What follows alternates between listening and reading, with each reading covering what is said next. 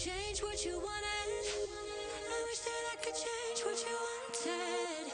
I wish that I could change what you wanted. I wish that I could change what you wanted. I wish that I could change what you wanted. I wish that I could change what you wanted. I wish that I could change what you wanted. I wish that I could change what you wanted.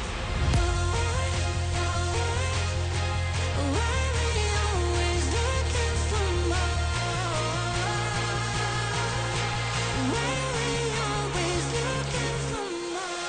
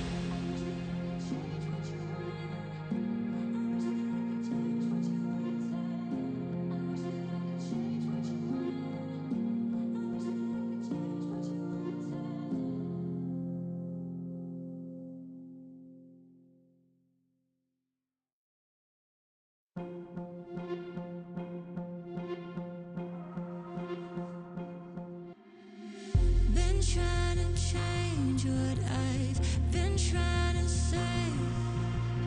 Words don't come straight from my head to my mouth.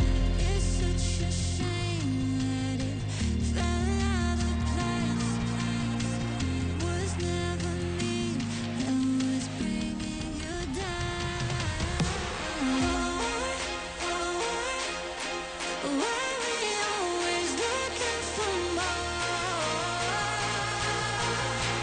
Why we always looking for more? Why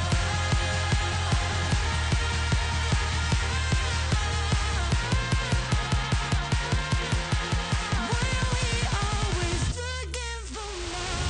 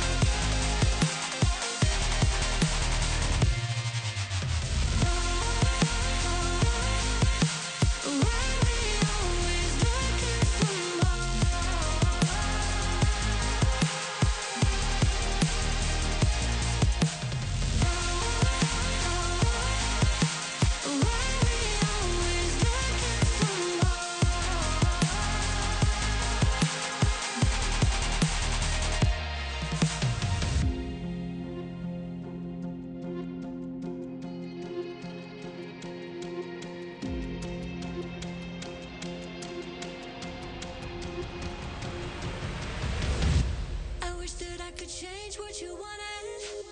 I wish that I could change what you wanted. I wish that I could change what you wanted. I wish that I could change what you wanted. I wish that I could change what you wanted. I wish that I could change what you wanted. I wish that I could change what you wanted. I wish that I could change what you wanted. Why we always looking for more? Why we always looking for more?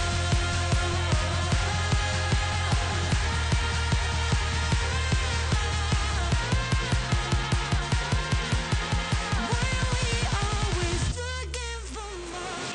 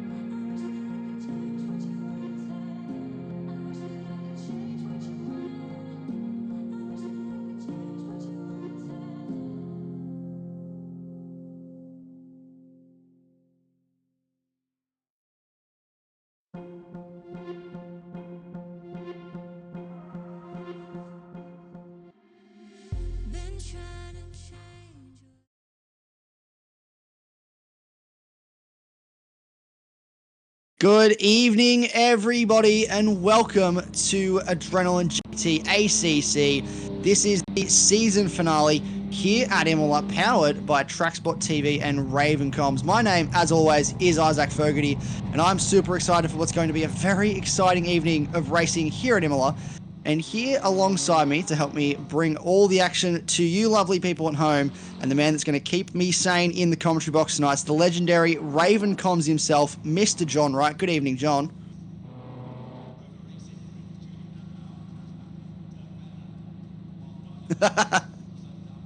Appreciate it. But yes, this is Adrenaline GT ACC. This is our GT3 championship. Round number 8, it's the finale, and we are at Imola. I am very excited for this race. We've already decided our overall champion, our pro champion, and our pro-am champion, but we still have an AM champion to decide tonight, and what a really, really good track to do it, and I'm very excited. I think I've said that so many times now that I'm probably going to explode with excitement.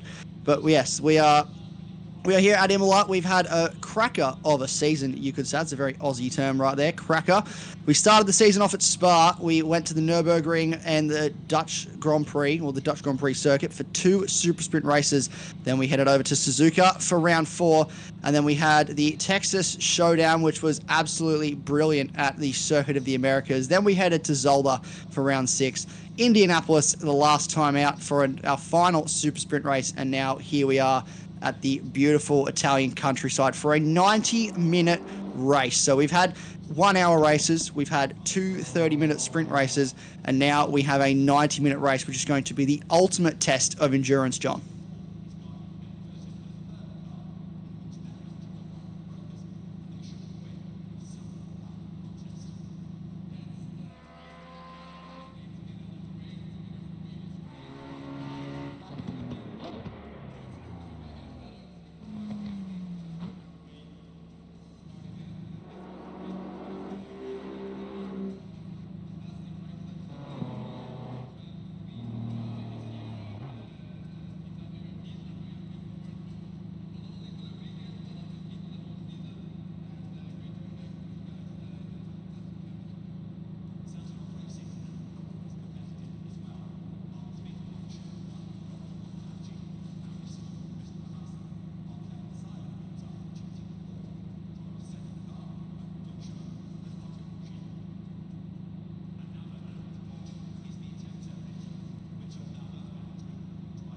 Yeah, we'll just have a look. I believe we are struggling to hear RavenComms at the moment. I'm just getting word that that is an issue that we are having, but we're looking at the results on the screen now. So Will Morgan, on debut last time out, did take the victory at the Indianapolis Super Sprint. His very first race, he took the fastest lap and the race win, and what a result that was for him. Simon Bishop in second. So these are our pro results. This is what we're looking at in terms of who finished where in the pro class. Matt Simmons on the podium as well for that race. So it was a great race all around. If we have a look at the overall results, there wasn't too much that changed in the way of the results for that race. Matt Zanetti got himself up there, though, I believe, in the pro overall results.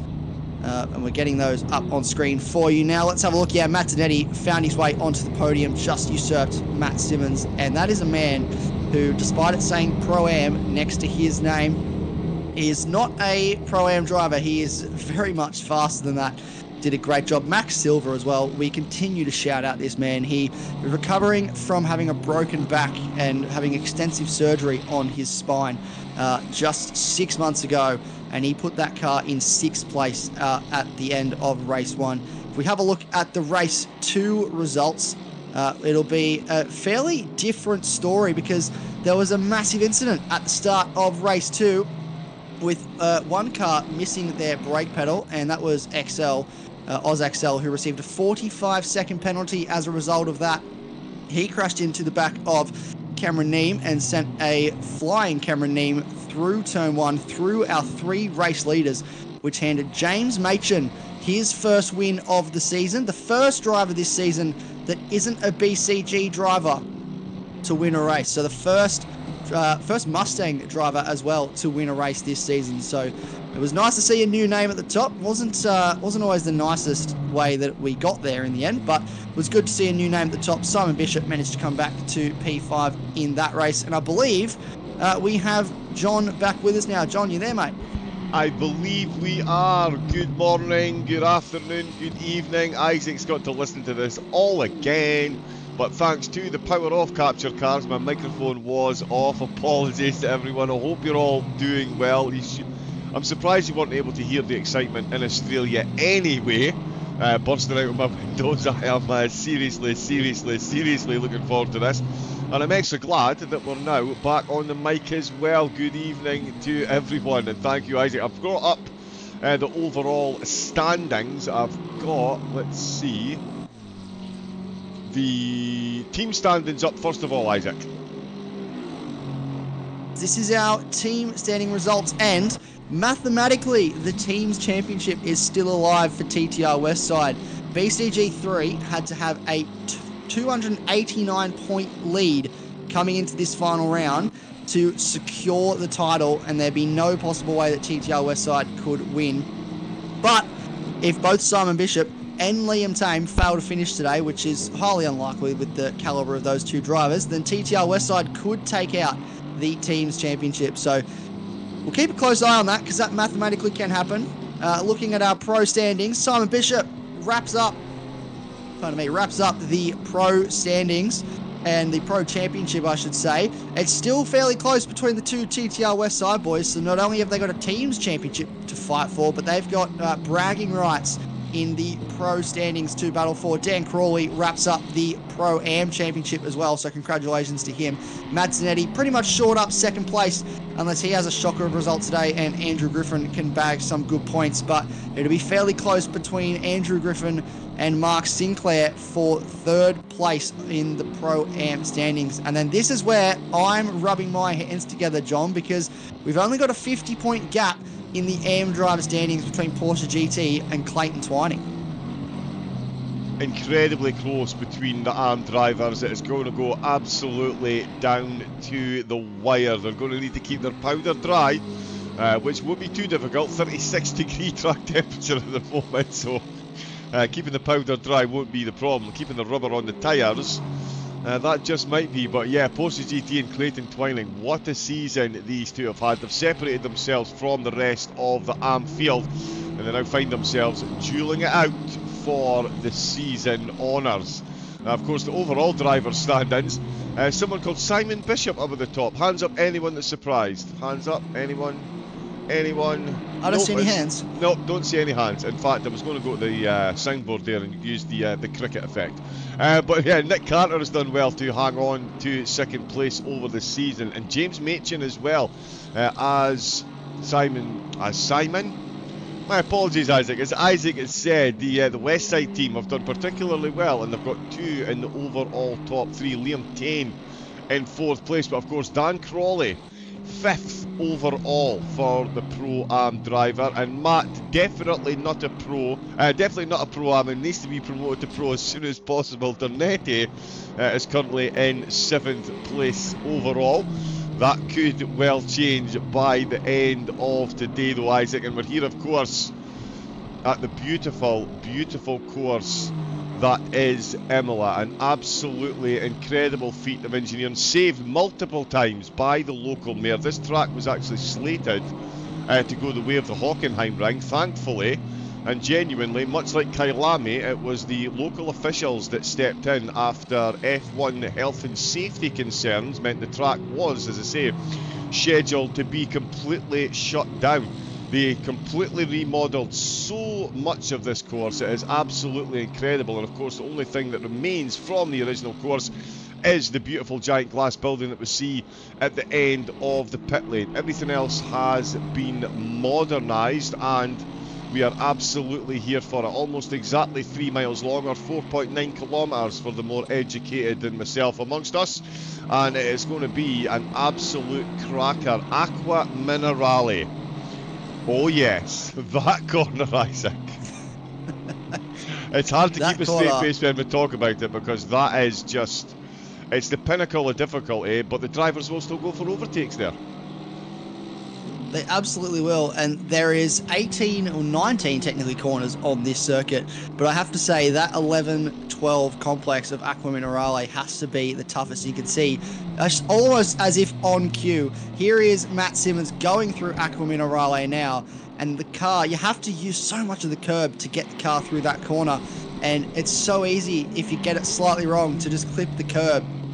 In these low downforce cars, the sausage curbs will bite. And look at them there. Look how much he's using in that AMG Mercedes. He's doing a beautiful job. But yes, it's a very, very beautiful part of the circuit. It really is. Over the top, we've got drivers have already set some qualifying times though, and it is Matt Dernetti who is leading the way by 63 hundredths of a second. Half a tenth separating the top two over 3 miles. It's pretty close. Machin is in second place. Oh, Dernetti's gone quicker here. Let's see Simon Bishop crossing the line in the BMW. Can he match or top Dernetti?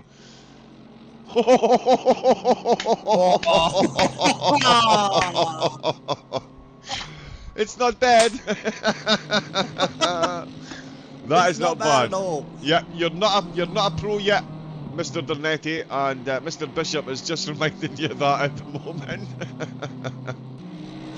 That is incredible. Crawley's in second place for the Pro-Ams with Sandwith currently in third place. Leading the way in the Arms, it is T. Not sure who that is.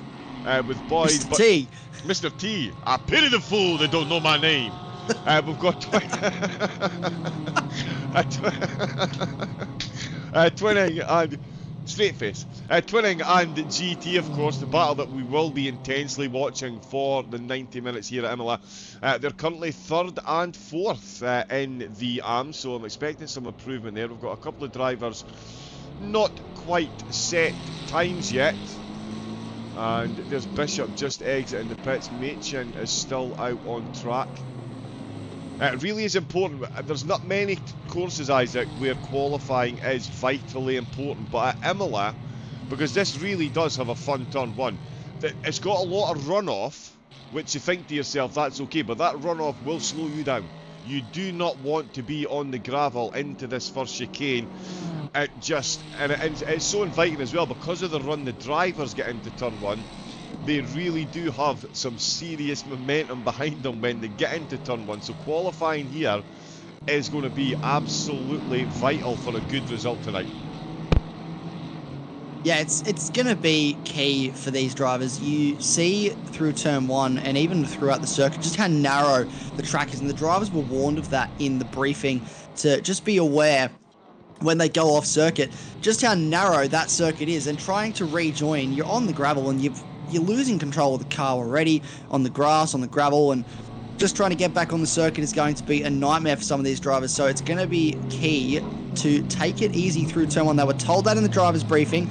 You can't win this 90-minute race by overtaking someone at turn one, lap one, and they know, and they're fully aware that it will be heavily penalised if there is a massive incident at turn one in this race. So hopefully they all take it easy, hopefully they heed the warning, but at the end of the day, these guys are racers, and as soon as those lights go green, the goggles are on, and the red mist comes over, and who knows what'll happen once they get underway. But hopefully everybody takes it easy into turn one. You can see even in qualifying here, these guys are pushing the cars to the absolute limit, and as you mentioned, qualifying around here, absolutely crucial.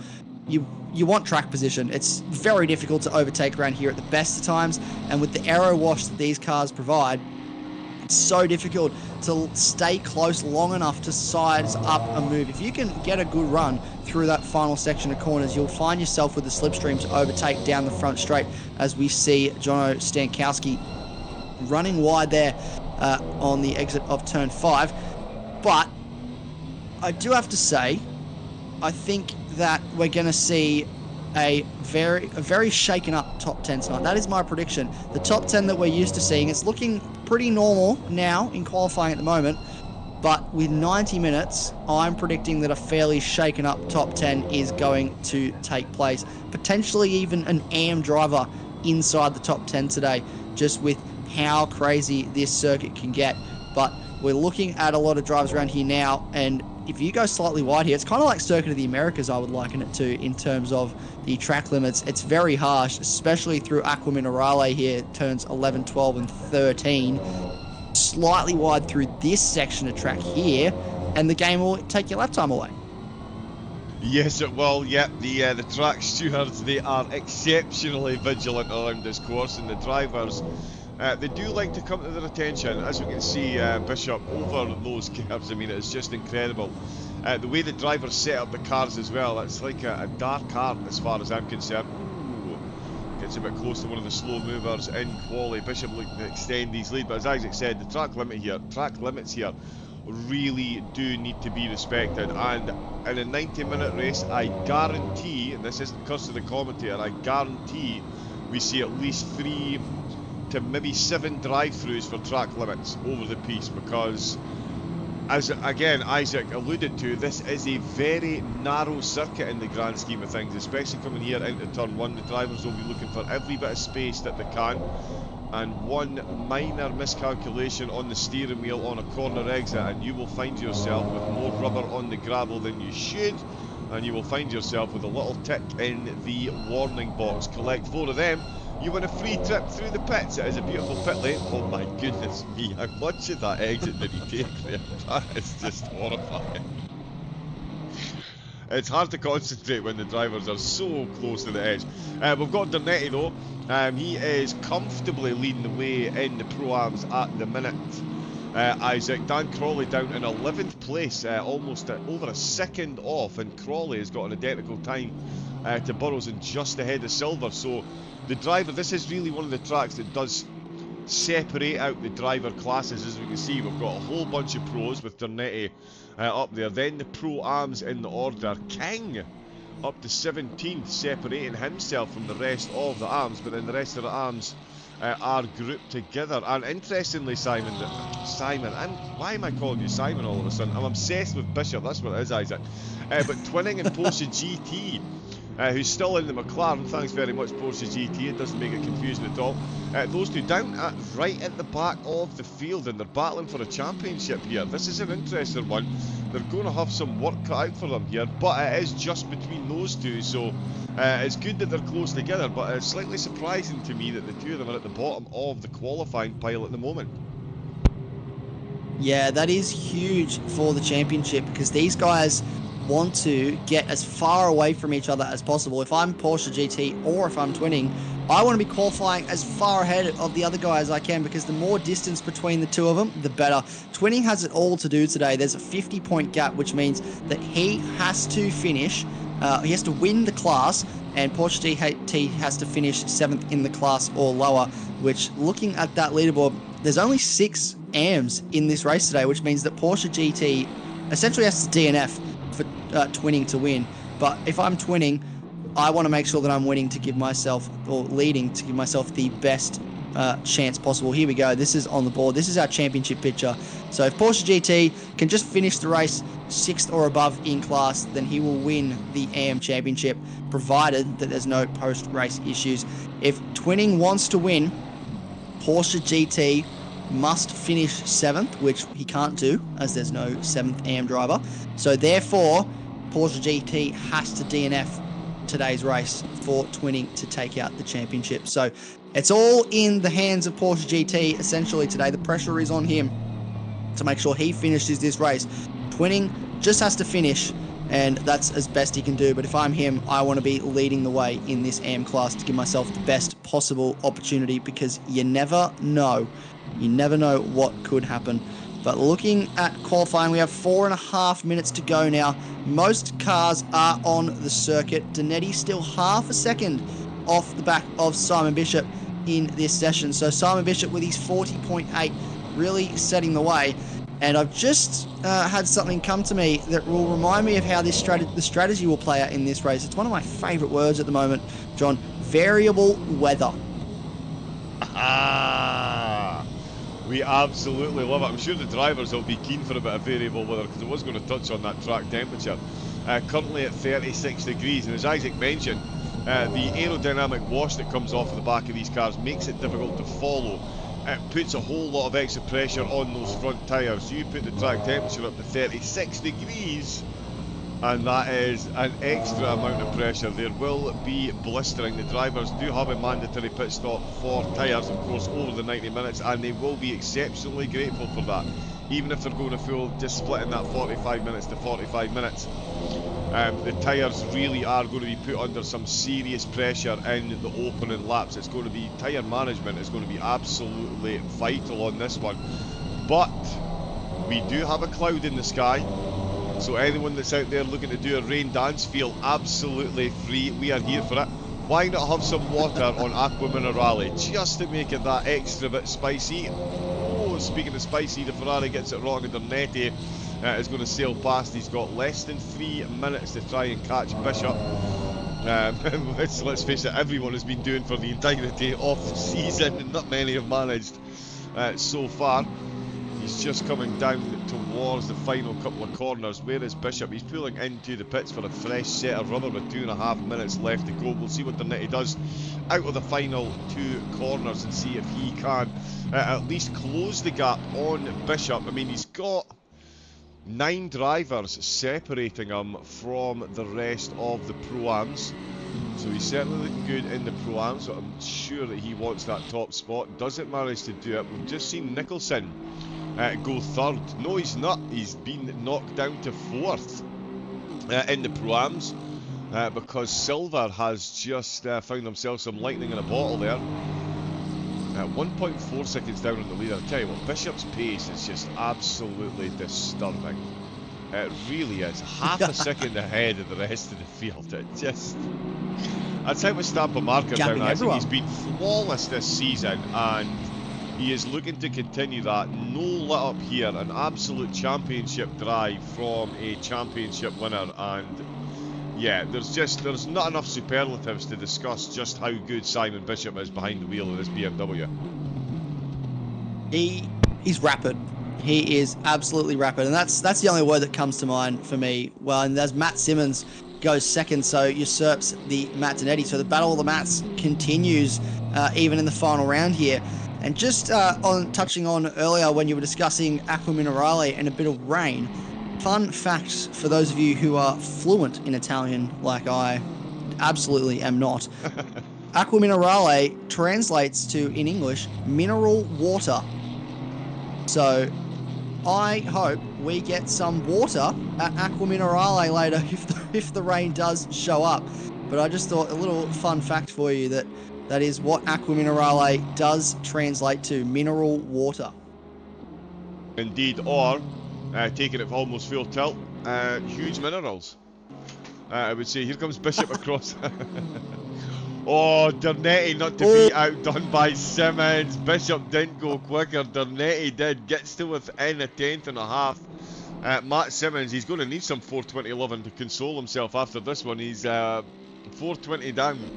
420 tenths down on Simon Bishop, but as Dernetti has gone back up to 2nd place. He is not to be outdone. Tame has pulled over Machin. Let's see what he can do across the line. Is he going to have enough time for another lap? He is going to be very close indeed. No, he's not. Oh, Machin's done. So that's it. P5 for the 193 provisionally as well. Josh Green up into 6th place at the moment. But so that means that everyone now is on their final lap. This is your last chance to get it right. So you better hope you don't invalidate this one, because this has got to count. This is Mr. T, as also known as Poketus in the AGT Discord. He is pushing hard at the moment. We haven't seen him for the last few rounds because he didn't have the DLC packs to participate in the American races. We've got a car pulled off to the side there. They'll be getting out of the way of this, which is very good to see. We make sure that the drivers are fully aware they need to get right out of the way so that no one is inconvenienced. We've got a couple cars moving down towards the finish line now. I don't know who that is. I'm trying to read numbers. We'll see if anybody improves, because the top of the timetables is looking very spicy. Oh, big slide, and that'll be it for Mr. T. A big slide through Aqua Minerale, and that is the section of the track that can bite. And he pulls off to the side. That'll do it. Porsche GT Can he improve his qualifying position to get ahead of Clayton Twining here at the finale? Does he? No, he doesn't. So he stays where he is, which is crucial for Twining because that is key track position. So Simon Bishop stays the fastest. Look at that. We're sharing around the fastest sectors this week. Sharing is caring, everybody. So only 1.2 tenths between Simon Bishop and Matt Zanetti. Matt Simmons not able to improve his time. Will stay in third. Liam Tame will finish fourth. And James Machin, top 5. Yeah, not too shabby at all. Porsche GT in the chat. He ran out of fuel on the last corner. Oh, no. Oh, that's brutal. No.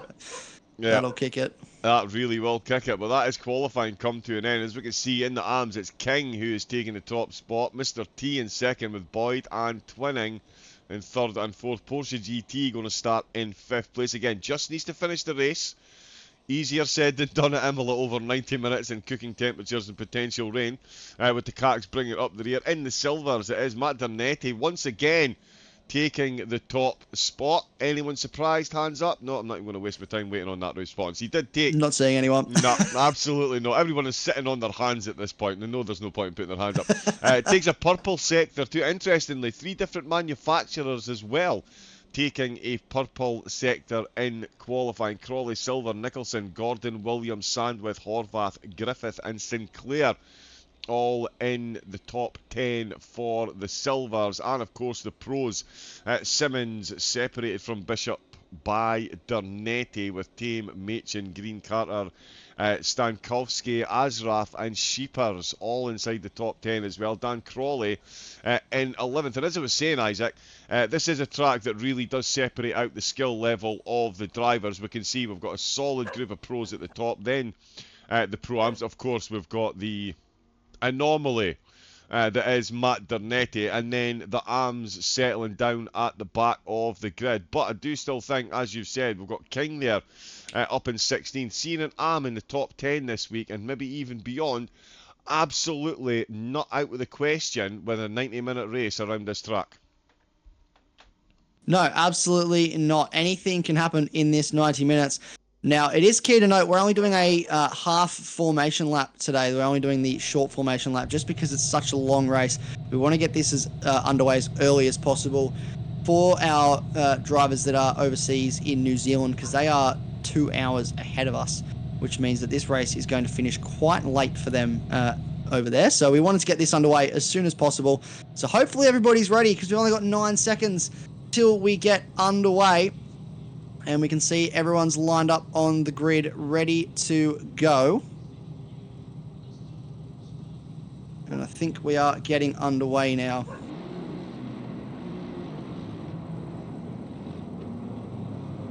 And we are, the cars moving, so short formation lap. So this will be key for drivers to get their tyre phasing under control very early. A very nice helicopter cam shot for the start of the race here. Look at them all concertinaing through these final 2 corners. This is absolutely crucial, this section of track, for your tyre temperature, because when you get to turn 1, you want to make sure that car stops and then grips up through the corner. You get a little bit of tyre temperature courtesy of the virtual tyre blankets that the GT3 cars get. That is Liam Tame sitting a little bit back from his grid mate, Matt Simmons there. He'll move up now into the position he should be into. It's almost time. We should be getting the 70km/h mark now. You can see drivers going a little bit wide. Matt Zanetti widened himself out a little bit to make sure he's not out of position off the start here. Are we far off going? That's the finish line.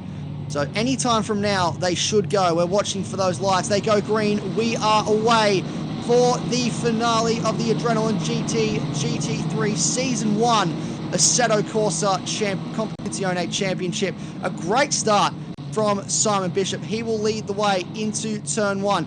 Everyone being nice and spacious into turn 1. A lot of curb usage there for one of the Mustangs. A little bit of contact between a Ferrari and a Mustang as well. There's a little bit of side-to-side contact. We are watching Josh Green on board. That's Max Silver that's been pushed down the pack a bit. We'll wait for the timing screens to update with where everybody is at, but that looks like a fairly clean start for turn 1. No one has been left behind. There's a car right at the back, but I believe they started in the pit lane, and that is Mark Sinclair that started from the pits. Twinning at the back. Sorry. Yeah, no, Mark Sinclair 26. Right at the back started from the pits. Yep. So Twinning 26, which is crucial for Porsche GT in this championship. He just has to finish ahead of Twinning, and that's it. It's over. The championship is his. So at the moment, that is going the way of Porsche GT, but it's never over until the race is over, and we have an hour and 28 minutes left in this one. Simon Bishop, brilliant start, leads the way, but Matt Zanetti not too far behind. He's not letting him get away just yet. They're all using the track limits early, getting their first warning as soon as possible to make sure that they push as hard as they can on this opening lap. But that was a very good first lap, I have to say. Not a lot of push and shove from drivers, a lot of respect shown through those turn 1 and 2 complex, which is what we talked about in qualifying. Yeah, you need to keep your powder dry on that lap 1. To finish first, you must first finish. You cannot win a race in turn 1, but you can certainly lose one. And the drivers deciding, oh no, there we go, Boyd and Mr. T are going to go side by side. Oh no, that's the two McLaren, sorry, that's Porsche GT. He's already passed Boyd. Porsche GT. Oh, no. Sorry, Boyd has gone past them both. The timing tower absolutely throwing us under the bus there. And Mr. T is going full defensive from Porsche GT. Twining has made back 2 positions as well as these two McLarens do battle to catch. Now in 25th place behind Twinning, so he is catching back up to Porsche GT. He is going to keep GT honest in this race, that is for absolutely sure. We've got a solid group of cars here as well. Oh, and we've got Horvath running on. No, Horvath going through. That's the Bentley. Gordon dropping position. That's 3 positions. Yeah, and he is now caught up by the arms. That is a terrible start to lap number 2 for him, and he is going to be caught by Boyd and Porsche GT. But up at the front, Isaac, it is very much the Simon Bishop show once again. The rest of the pack doing their best to keep up, but he's already a second ahead. Dernetti as well, 1.3 second up on Simmons. That is the start that he is looking for. He's had an absolute, well, I should say, stonker of a start there. He's got a massive gap over his closest pro-class rival in Matt Simmons, which is technically his teammate, but not on the same team if you look at the stat sheet. But they're doing a great job so far. Josh Green doing a really good job. Was a bit frustrated after qualifying, was fairly well up, but a car that was abandoning their lap got in his way and he lost all his time. So he feels like he should have been further up at the start of this race. But P6 is still a solid result.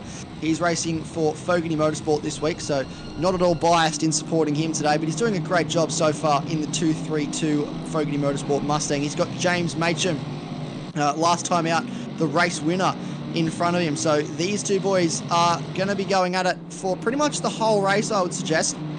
You've got Jono Stankowski right behind, and then Nick Carter not too far behind him. So at the moment, James Machem doing the job he needs to do to jump Nick Carter in the Drivers' Championship. Yeah, Ashraf just ran wide out of the second chicane, and that has given Nicholson the jump on him. Nicholson into the top 10. So we're seeing the Pro-Ams make their way into the top 10. And of course, King, he's made up places as well. He's up to 15th. Come on, the Ams in the top 10. Let's go, Imola. Silver and Shepherds are doing battle down into Aqua Minerale, chasing Crawley. There's confirmation that Ashraf has been overtaken after that off-track excursion, but it is an absolutely solid battle still going on between Tame, Machem, Green, Stankowski and Carter at the back of this pack in the Mustang, and he is perfectly positioned, you would say, Isaac, to maybe get a jump on the cars ahead if they cannot get the clean overtakes done. He is firing down into the last corner, and that Mustang is looking pretty on point at the minute. Yeah, it's looking very sharp. The Mustangs are quite a nice car to drive around here. I was driving one earlier in the week, and if you can get the setup right, it's so pointy, especially across the curbs. You can just sort of abuse it, almost like a V8 supercar for any of the Australian, New Zealand, or just international supercar fans watching. It feels a lot like one of those to drive, just in the way that you can use the curbs. Not necessarily all the sausage curbs, but you look at the chicane on the back straight, it's really good through there. You could just basically straight line it. It's quite fun, actually. But he'll be biding his time right now. It's an hour and 24 minutes left in this race. We're barely 6 minutes in.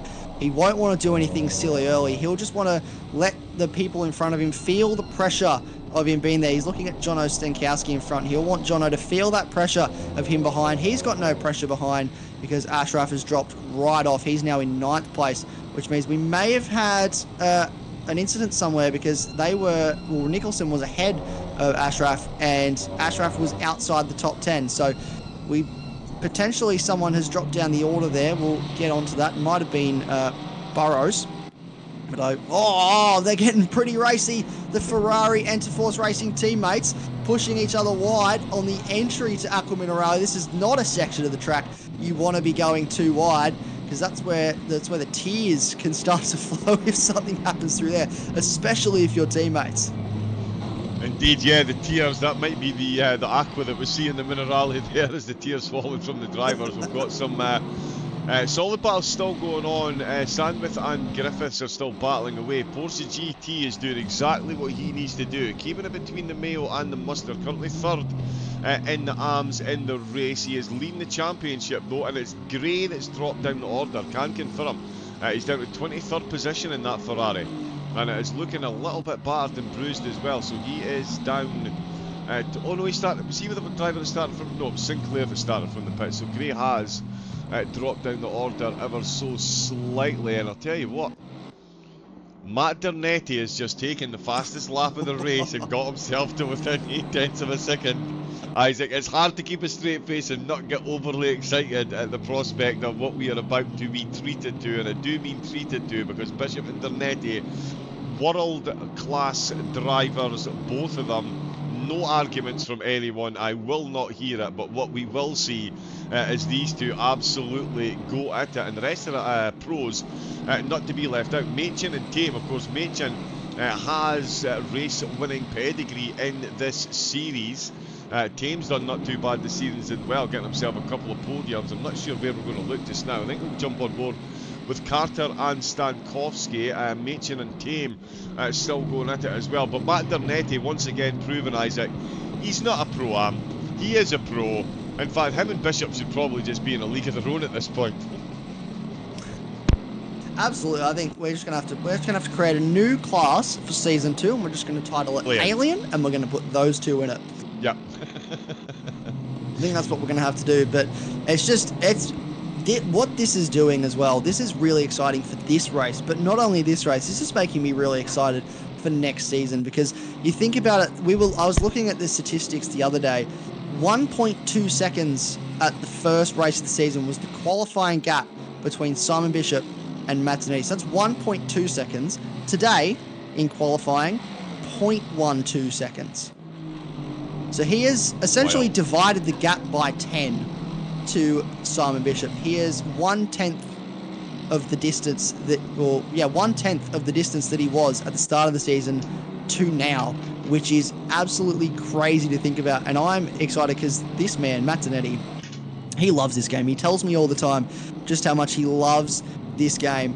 And this is the man that 6 months ago at Bathurst at the 3-hour race was upside down through Skyline in a Ferrari. And now he is half a second off the back of Simon Bishop and pushing one of the best drivers in the world when it comes to sim racing, and one of the best drivers certainly in Asia, Oceania, to the absolute limit and putting him under pressure, and he's doing a really good job of it. So I'm really excited for where this is going to go in season 2, but also we have an hour and 20 minutes left in season 1, and anything can happen. Indeed it can, and I've just realised that I too am a world-class driver, because I too have been upside down in a Ferrari at Bathurst. So I must be amazing as well. Excellent. That's how it works, isn't it? Just agree, it's fine. That's exactly how it works. Yeah, we'll just keep the old Scotsman happy, it's fine. Machin and Tame are definitely going to keep me happy. They're going for it side by side into the final corner complex. He's got the move done. Ladies and gentlemen, race fans young and old, please take to your feet and clap those hands and then send Kunos an email saying, can we please get a proper replay function on console? Thank you very much. But Machin giving it the full Sendosaurus Rex there, and he absolutely made that stick a beautiful move on the brakes. And Green won't be too sad to have seen that happen as well, because that's brought him right into contention as well. The Mustangs had a race, and the BMW is looking to get caught in the middle of it. These three absolutely on top of one another, and Dernetti is within 4/10 again. It's a spicy meatball here in Italy. We've got Burrows, King, Nicholson battling away with Carter. I'm pulling out all the impressions today. I'm clearly getting sacked. Thankfully, I'm hoping George isn't watching. This could be my last time with TrackSpotTV with some of the accent abuse that I'm throwing about at the minute. We've got Carter, Nicholson, King, Burrows, and Silver. Look at it. Oh, and that's another one out with the second chicane. No, it's not another one. It's the Bentley again. Gordon in that Bentley, he is not enjoying the second chicane at all. Villanueva is proven to be a bit of a chink in the armour for the Bentley. I do remember the days when it was all Bentleys on ACC, then it was all McLarens, and now thanks to proper balancing of performance, we're seeing all the manufacturers right up there, but certainly the Bentley out in the sand once too often already in the early stages, and that really is going to cost him time. He's going to have to fight his way back through the field, and what a fight it's going to have to be. He's going to have to bring a gun to a knife fight, because it is absolutely all going on up ahead. I'm really struggling to pick a battle to watch here. We've got Griffin being hunted down. Williams is just ahead of this little group, Isaac, but still at the front is Bishop and his shadow Dernetti. 6/10 separating these two, and at this point it is just a game of cat and mouse between them. They know they've got the pit stop to take. We can see they've got that one mandatory stop. They're going to wait a while before they take that pit stop, you would imagine. The 36-degree track temperature will certainly keep those tyres nice and cosy warm. You don't want too many mistakes, because of course they will overheat very quickly. ACC often called the tyre pressure simulator, because that's the majority of what you need to do. And Dernetti and Bishop, and at this point you were talking about aerodynamic backwash, and it does look to me at the moment like Dernetti is just sitting just on the edge of that, so he doesn't run through too much of his tyres early door, and just, I mean, if he's waiting on Bishop to make a mistake, we might all hit 100 years old, obviously, but at the moment, going for the overtake, going for anything too crazy at this stage, Dernetti's not going to do that. He's just going to keep on driving, and he's going to see what happens in the pit stop phase, you would feel, because if we're waiting on Simon Bishop to make a mistake, we're going to be waiting a very, very, very, very, very, very long time. Yeah, well, you think about it, the first time that Simon Bishop made a mistake was Zolder, and that was round 6. So if we're waiting for him to make another mistake, we really have to wait another 6 rounds. This is only be the second round, so I don't think Matt Dernetti's in any luck today. He's still got 4 more rounds he'll need to wait before Simon Bishop will make another mistake. But they're both doing a great job so far. As you said, it's just a game of cat and mouse. Who can look after their tyres better? It won't be too great for Matt Dernetti, because he's sitting in the hot air of that BMW. So not only is he dealing with the 36-degree track temperature, but he's not getting any cool air into those front tyres to just make his life a little bit easier. So we may potentially, as this stint wears on, see him drop off the back just to cool the tyres down a bit. But you never know. This is Matt Dernetti we're talking about. This man will just push and push and push until he gets past. And look at how close he is there through turn 7. Through Tosa, I believe. I probably will pronounce that wrong. My Italian isn't the best, but it is very close now through turn 8. Yeah, this is very aggressive from Matt Dernetti. You can tell that he is hungry for that track position. Matt Simmons has dropped right off the back of these guys, so this is either Matt Simmons just conserving tyres, or these guys are just really fast. It could be a bit of both, let's be honest. But if I was Matt Simmons, I would be doing exactly what he's doing. Drop off the back, don't sit in the hot air, save those tyres, especially in the Mercedes, because it's really easy to use the tyre life around here. Josh Green made a mistake. Liam Tame dropping down the order. So that's car 76 down in 9th place now. So a mistake has come, or potentially maybe contact. We're not entirely sure. They made contact with Green. There we go. So contact between Tame and Green has meant that Green now drops down. Oh, sorry, Tame now drops down to 9th place. Maybe, no, 10th, that is Max Silver behind him. So I was going to say maybe 10th, but that is the Ferrari of Max Silver in behind him. So now he's in a Ferrari sandwich at an Italian circuit. That is not a bad place to be. that I would very much like to. No, not a position I would like to be in at an Italian circuit. I'll tell you that much for free. This is Williams, Jay Williams. This is his debut in AGT. He's running a wildcard entry today in the 88 BMW, doing a great job so far in the Pro-Am class, up into 17th. And this is a very tricky field to jump into and be quick in. We saw Willstar do it with ease last time out, but that is a man who has had a lot of experience against most of the guys in this lobby. Jay Williams, pretty much new to AGT in total. We haven't seen him too much before. We saw him in a couple Porsche Cup races that we did a few weeks ago as a bit of a fun night, and he had a fairly good result in there. He had a lot of fun, but he's up into 17th place now, and he's doing a great job. Another man who is on debut is Ashraf, and he's down in 20th place at the moment, so potentially a mistake for him as well, which has put him down the order. He was up in towards the top 10 earlier, so there may have been some contact there as well, but he's doing a really good job. Both those guys on debut, and just absolutely having the time of their lives. Gray as well, Adam Gray on debut in the Ferrari for FR Racing, also his first time out. But Porsche GT is still leading the way over Clayton Twining for that AM Class Championship. He's not leading the AM Class. That goes to Sam King up in 13th at the moment, and Mr. T in 22nd. But Porsche GT is leading the way. We've got a drive-through. Poor Jay Williams. I'm giving him the commentator's curse. I was talking him up, and there's number one. What did you say? 7 drive-throughs. There'll be at least 3 with a maximum, I think, of 7. So yeah, that is the range that I think we're going for, and the fact that we're 18 minutes in and we've got the first one, we're definitely going to go beyond 3. It's just the nature of this course. It's nothing to do with the driver's ability, lack of, or anything like that. It is this course. It invites you onto those track limits. You need to be on the edge to get yourself some good consistent lap times, and yeah, the problem with being on the edge is you can easily fall off. And speaking of falling off, actually, Isaac, interestingly, the clouds have gone and the track temperature has increased by a degree.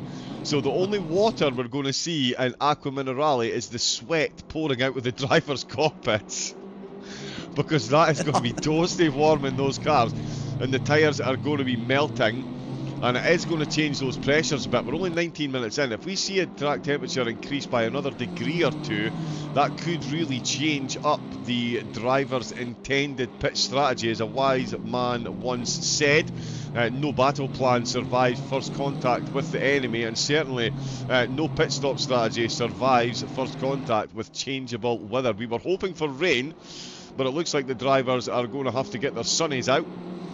Yeah, there we go. I should have done that one in an Australian accent, but yeah, they're going to get the sunnies out and chasing away the seagulls. Half a second separating these two, and there is going to be a lot of rubber left on the track by these cars. There's also battle going on in the Pro-Ams, Isaac. Sandwith, Griffin and Gordon. Gordon in the Bentley, looking to just steady the ship. Those 2 off tracks through Villanueva really have been costly for him. But he is gathering himself back up, and as you say, he's got those 2 Ferraris ahead of him, and in a straight line you would fancy the Bentley to do well here. Yeah, it's a very quick car in a straight line. It has lost a bit of weight as well under the LFM BOP, so the Ferrari actually gained 10 kilos, which there was a lot of feedback earlier in the week from the Ferrari drivers that this car was struggling around here as it is, but adding 10 kilos just adds another bit of complexity to the pace that this car is struggling to find, which you wouldn't pick it, would you, in an Italian car struggling in an Italian circuit? You'd think the Italians would build their circuits to suit their cars. But here we go. This is Griffin going up the inside of Sandwith into turn 7, and Gordon having a sneaky little look there as well. These guys don't want to spend too long battling. Griffin trying to find his way to hold on to 3rd in the Pro-Am class, and he has to outperform. Trying to see if I can find them. He has to outperform Sinclair today, which currently he is doing. So Sinclair did start from the pit lane, which means he's down the back. But Griffin will want to get all the points that he can today to shore up that third place in the Pro-Am Championship. This is Crawley at the moment, your incumbent Pro-Am champion. And he's doing a really good job at the moment on the back of Jono Stankowski. This man we've only seen him at a few races this season, and he'll be stepping away from BCG next season to focus on some other more real-life endeavours. But he's doing a great job at the moment, up into P6 for Crawley. That's a very nice move. No, it's not. I say that. I've given the commentator's curse. He's gone off. What am I doing? What am I doing today? I've just cursed drivers left, right and centre. I talk up one driver, gets a drive through. I talk up Crawley on how nice the move is, and he goes off at turn 1, which now puts him down behind Shepherd. So not a massive overall loss, only technically 2 is the net loss there for Crawley, but a lot of track position lost and a lot of time he needs to make back up to get back up onto the back of Stankowski. But he's obviously got the pace to do it, so we'll keep a close eye on him. Matt Zanetti dropped over a second now off the back of Simon Bishop. They're coming up on back markers for the first time in this race. So we're only, 22 minutes into this race. We've already found our first back marker in Georgie Takacs. So number 24, Macca's livery car. And this is Jay Williams. So there's a fair gap between Takacs and Williams. So there should be a while before the front runners catch up to these guys, but they're battling away for sheep stations at the moment, back in 26th and 25th. We've got sheep stations, we've got the Australian weather coming out here in the Italian countryside, we've got the Australian slang, we've got it all happening at the moment in this Australian series. It's really turning it on for the last round. It really is. I'm trying to think which Aussie phrase I will butcher next. We'll come to that shortly. But yeah, Williams, after serving the drive-through, now finds himself battling with Sinclair, the 2 Pro-Am drivers. Sinclair, of course, starting from the pits. Williams getting a free trip in to the pits. He was the first. He won't be the last. Don't worry about that. We've got Gordon in the Bentley. He's still trying to go past Sandwith, but Griffin has separated himself a bit and is catching up to the back very handily of King, the AM leader. He's up in 14th place, Isaac. He's getting there. A few more places to go. I'm in the top 10. It was predicted. Oh, wow. And Dernetti has found 0.8 of a second and half a lap to get that gap back down to 0.4, Isaac. Maybe just cooling the tyres down, possibly, John. Maybe just trying to back off to cool the tyres down and then push again. Yeah, well, like you say, it's not only the fact that there's no cool air going across the tyres. There's a serious lack of aerodynamic grip. These cars do rely heavily on aerodynamic and mechanical grip and braking. Of course, you've got your engine braking and things. But if there's no aerodynamics on the front of the car, when you jam on the anchors, the front of the car doesn't dip as much as is intended. And it's a lot more work that the tyres have to do. A lot more work that the tyres have to do. Take it from someone that can't drive. I know just how much that can exacerbate the lack of grip on the front, and Dernetti is just juggling that gap at the minute. But him and Bishop, absolutely head and shoulders above the rest of the field. They've got a 5-second gap, despite being in one another's pockets for the opening 24 minutes. They are absolutely tearing away from the rest of the field. And as Isaac said, I mean, we've still got an hour and 5 minutes left of this race, but Season 2, oh my giddy aunt. What a battle it is going to be between these two. Dernetti currently holding Bishop's full attention, as well as the fastest lap of the race. Only 4:10 separate them.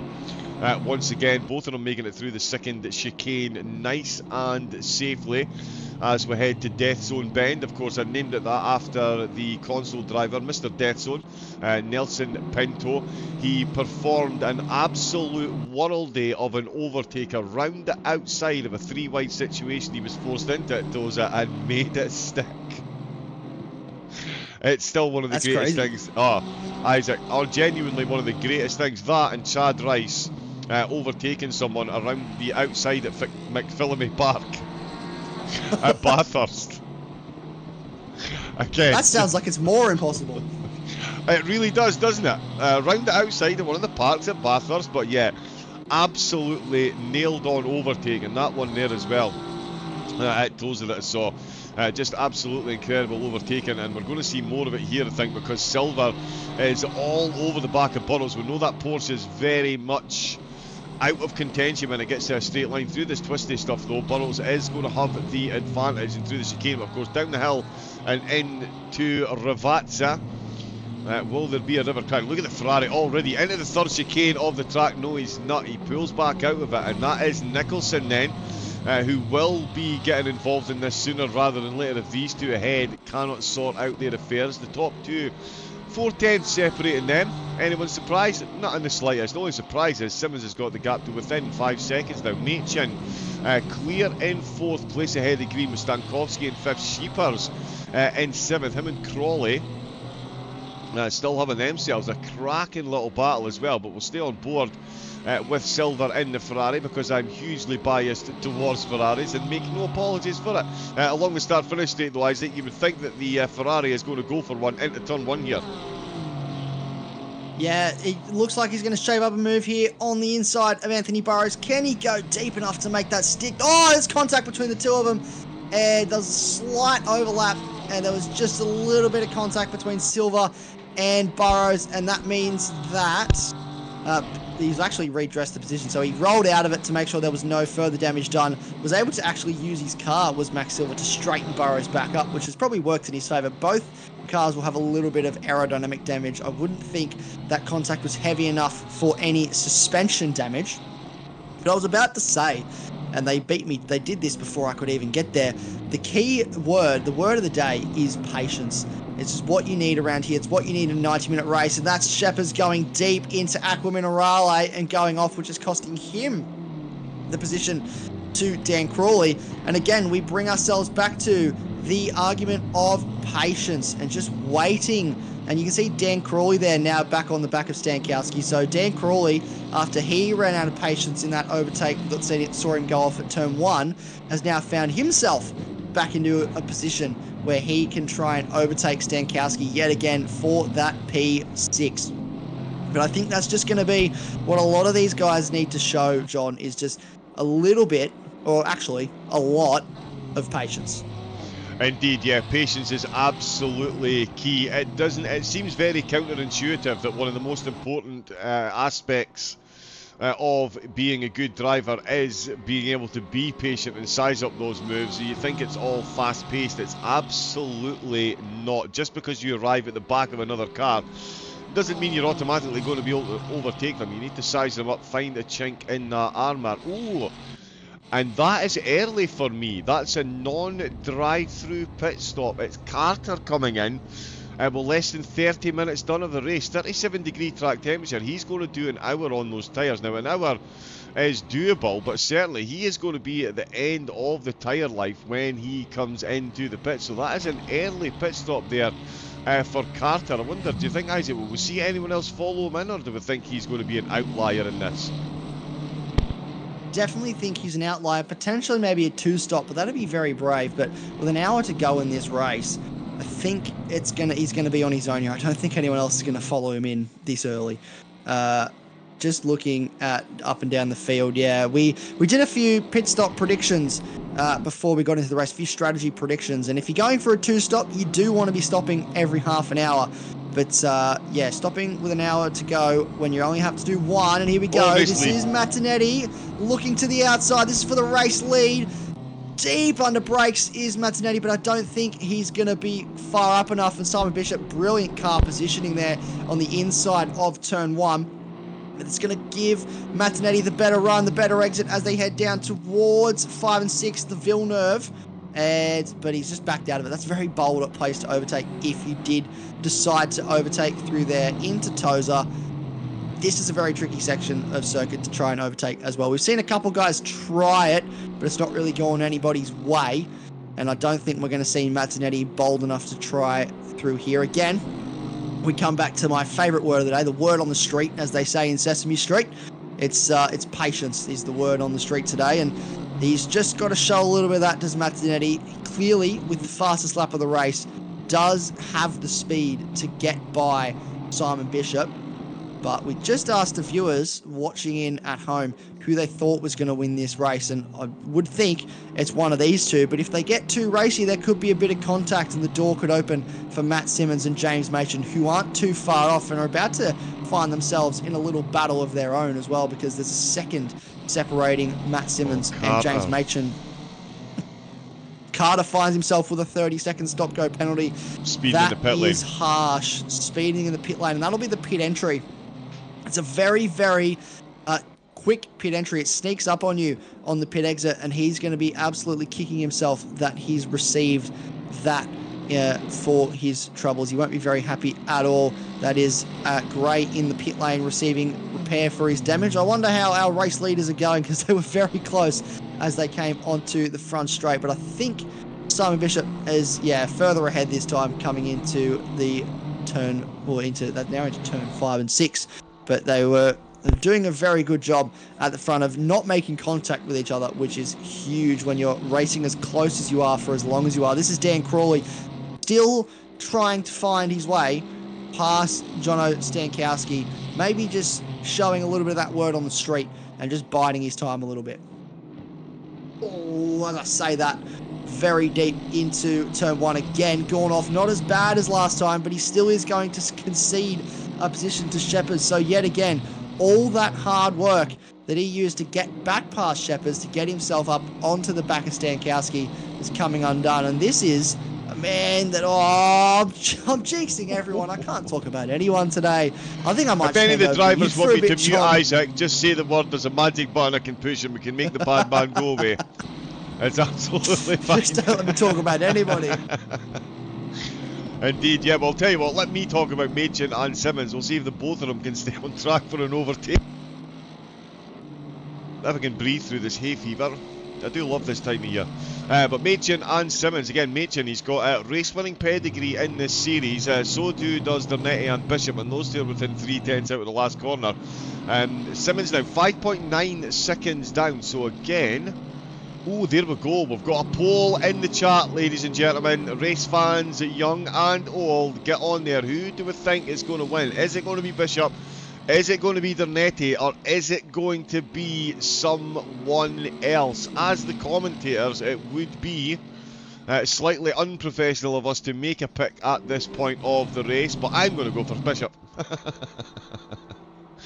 I do. Someone picked an Eddie. Oh, I thought we had a cheeky dive into the pits there. Might have been a little bit of a fake to throw them off there. It was. Shepherd's had a little bit of a look. Didn't catch anyone out though. No one was fooled. No one fell for that one there. He tried to dive into pits to see if anyone would follow. Didn't work out. You need to be careful. I did see someone in a race last night try something similar in the rain and ended up in the pit wall at the Nürburgring on the way in. Oh. Full frontal assault on the pointy side of the fence on the left-hand side. That was one Ginetta that was not going anyplace. Will saying, I would try and undercut here, especially if capable of fastest lap. Will, that's a good idea. And Will saying it would be rude to not back the Aston. So Will going for Dernetti. I've thrown my hat in the ring with Bishop. But again, Dernetti, as has been pointed out there, Isaac, he's got the fastest lap. The undercut could well be on the cards as we see another car coming into the pits. This time it is Gordon who's come in. Great. Did we not see another car come in? Gordon has come in. We're looking for Carter, who I cannot see. Oh, Carter's not in the race anymore. I cannot see Nick Carter. We're down to 25 cars. We started the race with 27, so I'm just trying to work out who else is missing from this race. But I do not see Nick Carter in this race, which means that he has DNF'd. It would seem that his race has been as successful as his pop career. Yes, I went there. I'll see myself we've got out another later. drive. We've got another 30-second stop go. Josh Gordon got himself a 30-second stop go, and that will sting, especially around here. It's such a long pit lane. It's such a short lap, so that is going to sting. We've got Shepherd's in the lane. Will we see another 30-second stop go when he comes out of the lane? Will we see everybody with a 30-second stop go? We've too busy predicting how many people are going to get track limit warnings. Maybe we should have predicted how many people were going to get 30-second stop-go penalties.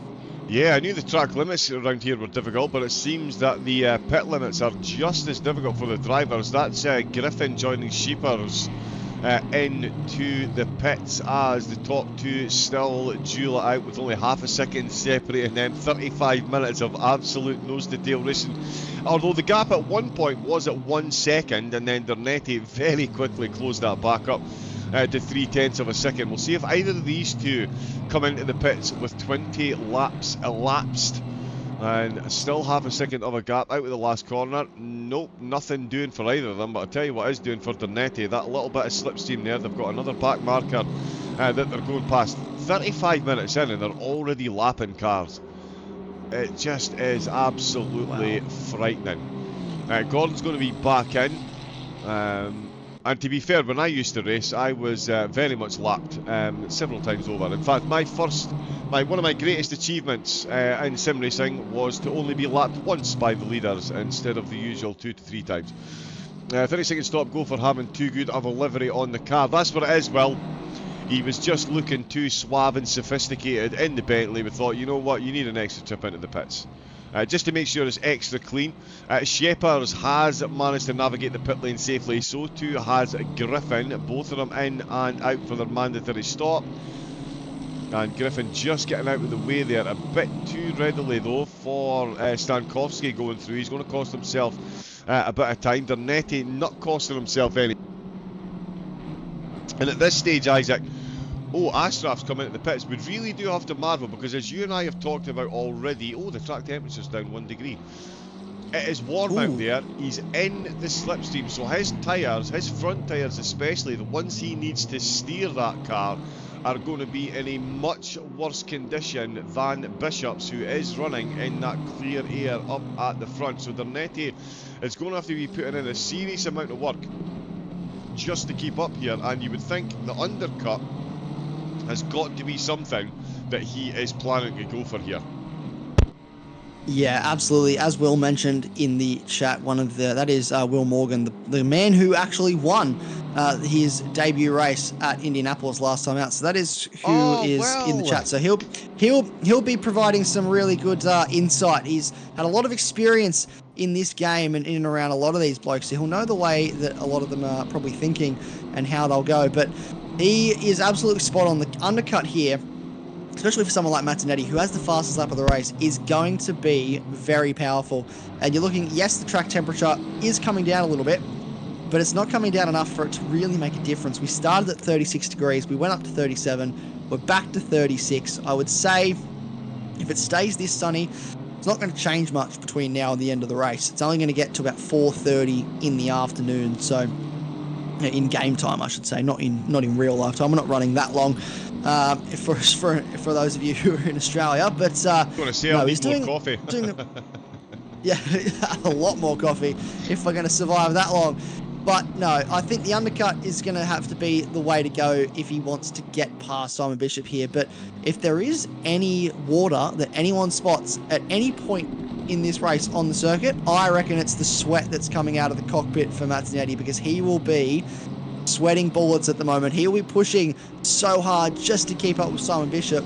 And there is potential as well. We haven't really thought about this too much. There is potential that Simon Bishop is just doing a little bit of cruising at the moment to look after those tyres. So there could be more pace in that number 2 BMW. We just don't know, because it's so crucial to look after the tyres at this stage of the race that he could just be lapping around at the moment and not pushing too hard. There's a car in front of him that's blue flags. It's one of the McLaren Motorsport guys not getting out of the way. And that is crucial, because you need to get out of the way if you are a lapped car, and that took forever.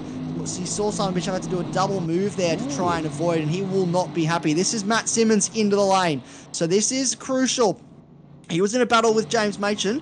He's going for the undercut to maintain track position at 50 minutes. So we've had 40 minutes of racing elapsed so far, and Matt Simmons already into the lane for his stop. So he'll drop down the order. We've got Matt Boyd also in the lane. So 2 of the 3 Matts have come in for their stop now. And you can see Sheppers is the highest placed driver currently that has served their stop and come back out onto the circuit. Ashraf is the next highest driver that has stopped and is back out on the circuit. So where will Matt Simmons spit out? You'd think he'd spit out a fair way ahead of Sheppers, considering the gap between them. That is Max Silva into the lane. So the 75 Ferrari now coming in for his mandatory pit stop. So a lot of guys coming in early, which tells me, John, the tyres are not holding up the way that we were expecting them to.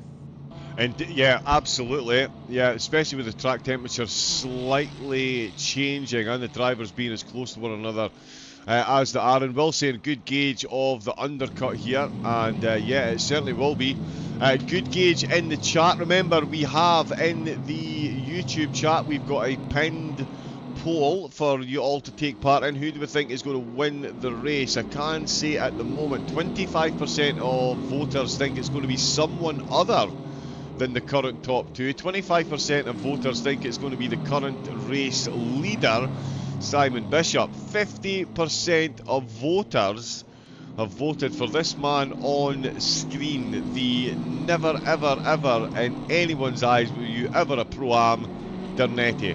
50% of the votes, so 4 votes so far for the Aston Martin driver. So Aston Martin fans, Dernetti fans, all jumping on board, and in fact that is the Bentley that they've just gone past there, as well as Tame comes in to the pit. So they're all coming in just short of the halfway mark. So I think we're going to see the race leaders coming in very shortly indeed. At the moment, Twinning can confirm is now ahead on track of Porsche GT by virtue of the fact that Porsche GT is into the pits to take his pit stop. There is Tame pulling to a stop there. Now 1.1 seconds separating the top two. We're going to see more changes, and I think we're potentially going to see Sinclair go past Twinning as well. The two Aston Martins having themselves a beautiful balletic battle on the way down into Aqua Minerale, and in fact just a bit deep there by Sinclair, so it's going to give Twinning an extra tenth or two and should keep him clear into the final chicane. Well, how will he get though? Got on though in and out of Ravazza. They have got another back marker just ahead of them. There is Liam Tame on his way out of the pits. No penalty for him. Simmons is through. Not yet. Simmons is through. Simmons was ahead of Liam Tame before the stop. So, as Will has said, there we go, 30-second stop go. So I didn't want to call it too early because he hadn't left the pit lane yet. And he now has got stung with one, so that is crucial. He was at the back end of the top 10, so that is going to be huge, and he will be kicking himself. He's not the only one. Porsche GT has been stopped for a fair while, so hopefully he gets rolling soon, because bit of damage, there you go. So he'll be repairing that damage on the car. Yeah, you can just about make out the bonnet and front bumper. There's a bit of separation. You can see that black line on the beautiful white livery. Yes. Yeah, so he's going to be getting some damage repaired. He just needs to finish though, as he well knows. Here's Stankovsky coming in to the pits as well, as we are a minute and a half away from the halfway mark of the final round of the AGT ACC Season 1. What an 8 rounds it's been, and what a round 8 it's been. Dernetti and Bishop are still leading the way though, Isaac. Again, we need to reinvent the thesaurus to come up with superlatives to describe the way these two drive. Bishop led the way, absolutely stoic up at the front of the field, and Dernetti has been his shadow for the, or it would be his shadow if the sun wasn't directly above and absolutely cooking their poor brains out. But Dernetti, he has been right there with them, and they've now got a 10-second gap over the rest of the field, just on the halfway mark. It is absolutely wild, the talent these two drivers have, and the battle down to the end. I mean, as you say, Bishop might be cruising, Dernetti might just be biding his time. It's all going to play out through the pit stops and over that final time. That was close with the back marker coming out of the pits. That was very close. That was Georgie Takacs leaving the lane, and Mazzinetti got caught out in a very awkward spot there. I do have to, so Jonathan Stankowski gets away with no stop-go penalty. So he's done well. Liam Tame now in the lane to serve his 30-second stop-go penalty for his drive-through. But if I was Matt Zanetti, and I'm not Matt Zanetti, so I can't make him do this, but I would be pitting this lap, because you've got Simon Bishop in front of you, who is fast. He's a fast driver, and we've seen just how powerful the undercut is around here. Will talking about it in the chat. We've been discussing it as well, especially with the track temperature. We're down to 35 degrees now. You want to come in pretty much now. If you're not coming in this lap, then I'd say you're going to run the risk of coming in at the same time as Liam Tame. We can see a lot of drivers now coming into the lane now that we've reached that halfway mark. So the question now becomes, as they come through the final sector now, what does Matt Zanetti do? Does he come into the lane, or does he just stay out and just follow what Simon Bishop does? But I think if you want track position, if you want to jump that man in front of you who you've been following about that distance, about barely meters between you for the entire race, you want to come in. And here we go. This is going to be it. This is going to be crucial track position. We talked about how crucial the undercut could be. Maybe he can get it done on track. Simon Bishop covering the inside line as they run down towards turn 1, which means Matt Zanetti, is going to have to go the long way. Simon Bishop positions the car perfectly there, so it's not technically a double move. He's just following the curve of the road, but positions the car just well enough that Matt Zanetti has to back out before he can send it up the inside, because that would have to be a very confident send. This is a very tricky section to follow closely, so he's just had to let out of the throttle maybe a little bit more than he wants to. And this is what I was saying, coming in earlier than Simon Bishop gives you clean air, hopefully, if there's not too many back markers around you, but gives you the chance to just push as hard as you want on tyres that would be the ideal temperature coming out of the lane. They wouldn't be too overcooked yet. Simon Bishop pushing the track limits to the absolute max there. I wonder how many track warnings these two have got. Maybe not too many, I would think, but at least have 1 or 2 potentially between the two of them. And Frank Horvath, 30-second stop-go penalty. So that's another driver finding themselves with a 30-second stop-go. And the Imola pit lane continues to bite. I've lost count. I think we're up to at least 4 or 5 now. 5. And we'll check back in with our 5 or 6. 5. There you go. Yeah. Keeping a tally. And we're up to 5 drivers with a 30-second stop-go. Only 1 driver with the drive-through for track limits so far. And that is surprising to me. Actually, it's not really surprising, but I thought we would have had more drive-throughs by now for track limits. Here we go. Are they going to come in? They're going to follow each other in. And that, for Matt Zanetti, for me, is the wrong move. He should have come in earlier, I think. And I can't make him do anything, obviously. I'm not his race engineer, but I think he needed to come in earlier to give himself key track position. Yeah, I think it would have been a good idea. My next question was, is Machin going to follow in? But before I could even ask it, Machin is in. So I'm thinking, oh no, Green's going to stay out. He is going to take a lap in the lead of the race. Burrows is a bit back. There is Green going through his Bishops that I'm looking for. So they're stationary. Machin is pulling in. Sandwith is a fair bit back. So here comes Simmons. Heavily down the gears through Aqua Minerale there. Absolutely loved the sound of that Mercedes. If you don't enjoy the sound of the Mercedes GT3 car, I'm not sure you're a race fan, I'm going to be honest. But yeah, just to clarify for anyone that isn't in, we did have the question, where is the stop go 30 from? Speeding in the pit lane is a drive-through, ain't it? But as I was saying, there is 2 different penalties. One is for speeding on the way in, and one is for speeding on the way out. One will get you a stop go 30, the other will get you a drive-through. So we could actually see drivers get a drive-through from the pit exit. Bishop is back out in front by exactly the same gap as it was when they went in. Dernetti, Dernetti with a slightly slower stop there, and there's a big back marker just gone flying through, and Bishop will be enjoying that. It says that Machin's ahead of him. I can confirm that Bishop is leading the way once there we go.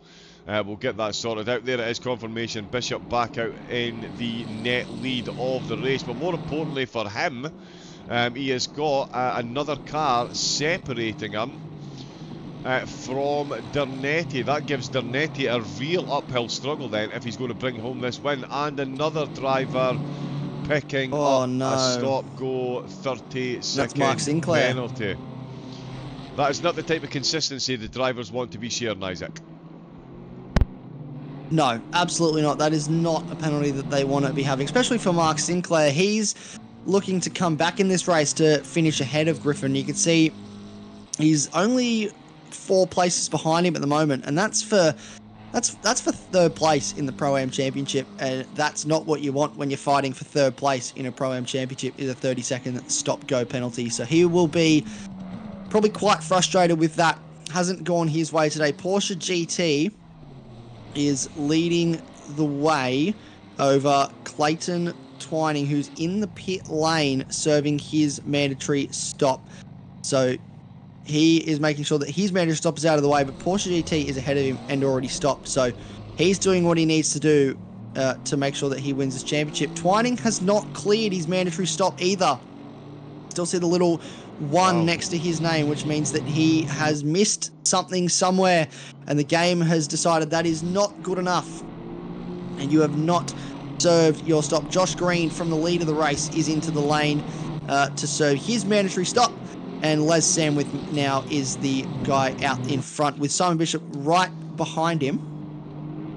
He's got Simon Bishop right behind him, but he doesn't have to give this up, does Les, LJ, as he's affectionately known in the YouTube space. Simon's going to have a look up the inside into Tosa. Can he make that stick? He's very talented. Yes, he can. Absolutely, he can. That is a beautiful move. And Liam Tame, who's recovering from a 30-second stop-go penalty that he was issued with for his troubles on speeding into the pit lane, is now in right behind Les Samwith as well. He is a back marker, so he won't want to be holding up Matt Zanetti behind. He will want to have to let him go, although, saying that, him and Simon Bishop are teammates, but I think he's going to get out of the way here. Is he? Yes, he is. That's great work there from Liam Tame, just to recognise that, yes, he's about probably as fast as these guys, but it's not his race to run. He has to get out of the way. Les Samwith, however, doesn't have to get out of the way and doesn't look like he's going to. He does indicate to Matt Zanetti to maybe go up the inside here into the second last corner, into turn 17. Yes, he does. That's brilliant from Matt Zanetti. Nice up the inside into the first Ravazza and through the second Ravazza down towards the front straight, turn 19, and then along turn, that's technically turn 19 right there. It's just a little kink in the road. I wouldn't even call it a turn, to be honest, but that is great. So that is the gap now between first and second on track. You can see about 2 seconds, which is crucial for Matt Zanetti. He has got the pace in that Aston Martin. We do know that. We also know Simon Bishop is making that BMW about as wide as Fernando Alonso was a couple of years ago at Hungary. That was very wide indeed, yes, I remember that. That was a fun one. But yeah, Bishop and Dernetti, they're going to continue their battle. Dernetti's going to have to do a fair bit of work though to reel him back in. He certainly would have been planning on being a lot closer at this stage of the race, given the way the first stint played out. But at the minute, this is the hand he's been dealt. Will saying as well in the chat, I don't think I've ever stopped on the marks in a pit stop, always lose at least a second. Yes indeed, it's not the easiest to do. The poll has completed. Can confirm 22% of voters think that someone other than Bishop or Dernetti are going to win. We've got 22% of voters that think Bishop is going to win. A whopping 55%. Well, 56 if you do the maths. I'm not sure where the other 1%'s gone, if there was only 3 options, but 56% have voted for Matt Dernetti, and I tell you what, that vote is suddenly looking a whole lot better as he finds 3/10 of a second through that sector, and I think he's found another 2/10 through Ravazza. He is definitely looking the quicker of the two. Visibly you can see that gap close down, although visibly you can see the BMW go bye-bye. It really does get out. I mean, the Aston Martin, once it gets going, it gets up to speed. But that BMW, the instant acceleration you get with corners in that thing, is absolutely ungodly. And Bishop is going to need to use every single ounce of that he can if he's going to hold on to this race win. Sorry, Isaac. No, you're all good. I was just going to say, crucially, that track temperature is down to 34 degrees now, so the track is cooling even more, which will be great for Matt Zanetti, because those tyres, you can see just how much speed he carries compared to Simon Bishop, and just how much time he has found in that first sector alone, which tells me that he is thriving in these conditions, John. And I'm on mute to sneeze there, my apologies. Hay fever, love it. But yeah, he is running very well. Thank you very much, Appy Fi on TrackSpotTV's Twitch. We've got a follow there. We'll need to get the bots working so I get better notifications for that. And remember, if you are watching on YouTube and you haven't hit the thumbs up yet, you're likely to incur my Scottish wrath. Nobody wants that. Make sure you hit the like and subscribe on the AGT channel. Season 2 is coming soon. We've still got 34 minutes of Season 1 to... for our viewing pleasure. Champions will be crowned. And in fact, speaking of champions, I know we're watching the overall race leaders. Let me do some fancy camera work. And let's talk about Porsche GT, Isaac. He's currently running in 3rd place. He knew that all he needed to do was make it to the end of the race. The race gods tested him. He had a bit of an incident, picked up a fair bit of damage. He was stationary for quite some time, but he has done exactly what he needed to do. He's kept it between the mail and the mustard for the majority of the race. He's got himself on the podium, but more importantly, he's well ahead of Twining, and he is well on his way to finishing this one spectacularly and becoming the AM champion in 33 minutes time. Yeah, he's doing a great job at the moment to make sure that he is lined up to take the win in the AM class. So obviously that'll be results pending. There may have been a little bit of contact. We saw damage on his car earlier, which means there may have been a little bit of contact with another driver, but still, at the moment, he's doing everything he needs to do to put himself in the prime spot to get that AM class win. You can see, speaking of AM drivers, Sam King up into 14th place at the moment, doing a great job in the 59 Mustang, filling in for James Hammond tonight. And he is charging towards that top 10. He's a bit off the back of Ashraf. And this is Stankowski and Shepard. So Stankowski, following his stop, has lost to the drivers that did the undercuts. That's Crawley and Shepard. Both did the undercut in this race to make sure that they got up the order. And Stankowski has meant, staying out longer, has meant that he's fallen behind both of them. He's right on the back of Shepard, though.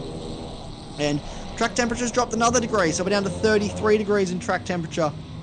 So it's starting to fall quite rapidly now, if you will, which is very exciting for me, because that means that we can see the cloud cover back over, the tyre life is coming up, which means the faster laps are going to start coming, and Matt Zanetti is within a second of Simon Bishop at the front. Within half a second. Within half a second. Look how close he is. But this is where Simon Bishop thrives. He spent pretty much the last hour, has Matt Zanetti, under the rear wing of Simon Bishop. And Simon Bishop has not given him any sort of breathing room to even really get a move past. We saw that really bold move around the outside into turn 1 earlier on in the race, but that's been about it in terms of what Simon Bishop's been able to give him so far. So this is something that Matt Zanetti's going to have to work hard for, and this is going to be a very, very sweaty half an hour in the Zanetti household, especially in that sim seat for Matthew. 24 years of age, and he is pushing as hard as he can to catch one of the men that has been around in the AusNZ, Australia, New Zealand racing scene for quite a few years now in Simon Bishop. This man has a pedigree. I'm just going to read to you really quickly some of the things this man has done. If I can find my little list. Here he is, Simon Bishop, the 2024 Assetto Corsa Competizione AusNZ Enduro Season Champion. He was the 2019 Nürburgring World Tour Manufacturers Champion for Gran Turismo 7. He's a New Zealand sim racing celebrity. Everywhere he goes, everyone knows who he is. And he's won multiple championships in both Gran Turismo and Assetto Corsa Competizione. So this man, Simon Bishop, very well versed. Matt Zanetti, he's got a pole in AusNZ last time out of Indianapolis. He almost won at Zolder, and he's been very quick across the AGT season. But this is really the first time we've seen what he can do in a race car on Assetto Corsa as this championship been. So it's been great to see him come out of his shell, to try something new and to absolutely thrive at it. Speaking of people who are thriving at the moment. Stankowski's found his way past Sheppers up into 7th place, so he's clawing back some of those positions that he lost by waiting longer to pit. And now he's got a 10-second gap to Dan Crawley in front, which I'd say Crawley was able to eke out based on the battle that those two were having. And look how close they are now, John. It's closing right up, and it's back to where it was, and it's business as usual. It is, yeah. The closing 30 minutes look like they're going to mirror the opening 30 minutes, or will they? Will Dernetti find that killer move?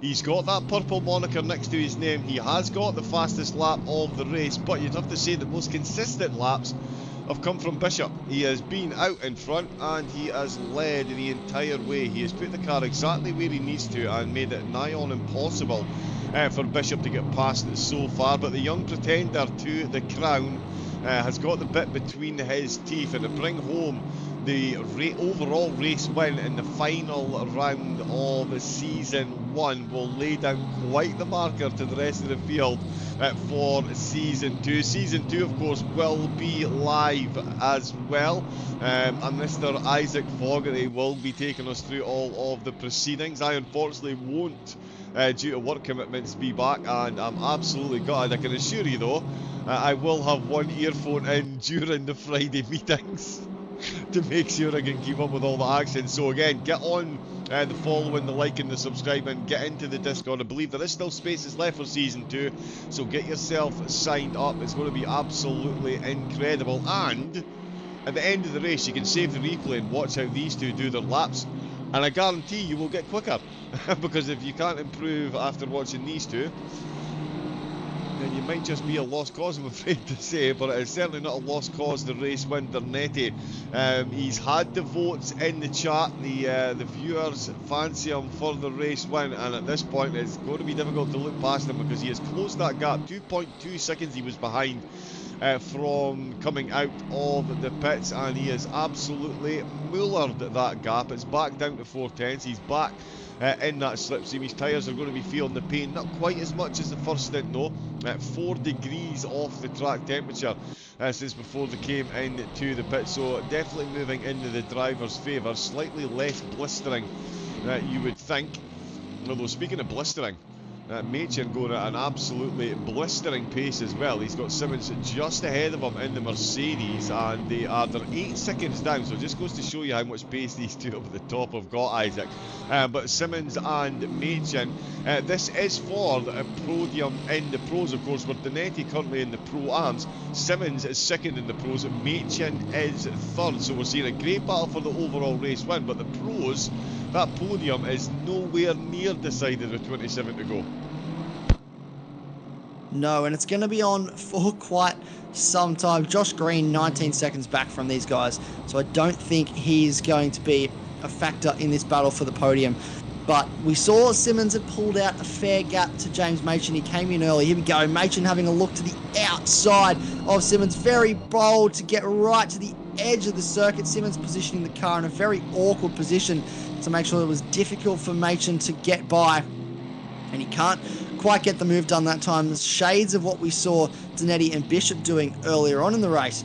These guys pushing each other quite hard at the moment and making sure that there's no room left on the table for either of them when we get to the end of this race. I want to leave everything out there with only 26 minutes left in Season 1. Sam King up into 13th place now, so only 3 cars in front of him to get himself into the top 10, and that would be an AM driver in the top 10, which would be absolutely awesome here at Imola.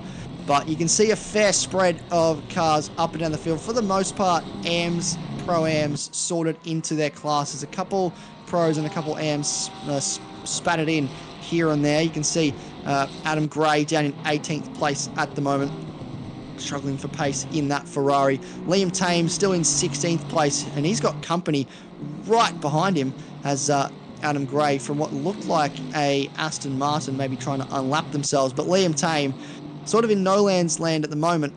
And there we go. We can see, yeah, that is see what car number that is. That's the 555 of Mark Sinclair trying to unlap himself at the moment. Clayton Twining yet again in the pit lane. So not the day for the man who was trying to take out the AM Championship from Porsche GT. So not quite the day that Clayton Twining wanted.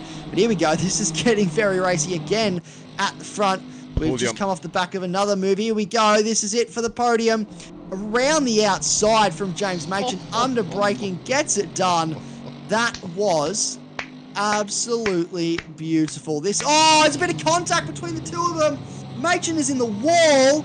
And that looked like a slight front to rear contact. Matt Simmons has slowed up to wait for James Machen to go. So that does confirm there was contact between the two of them.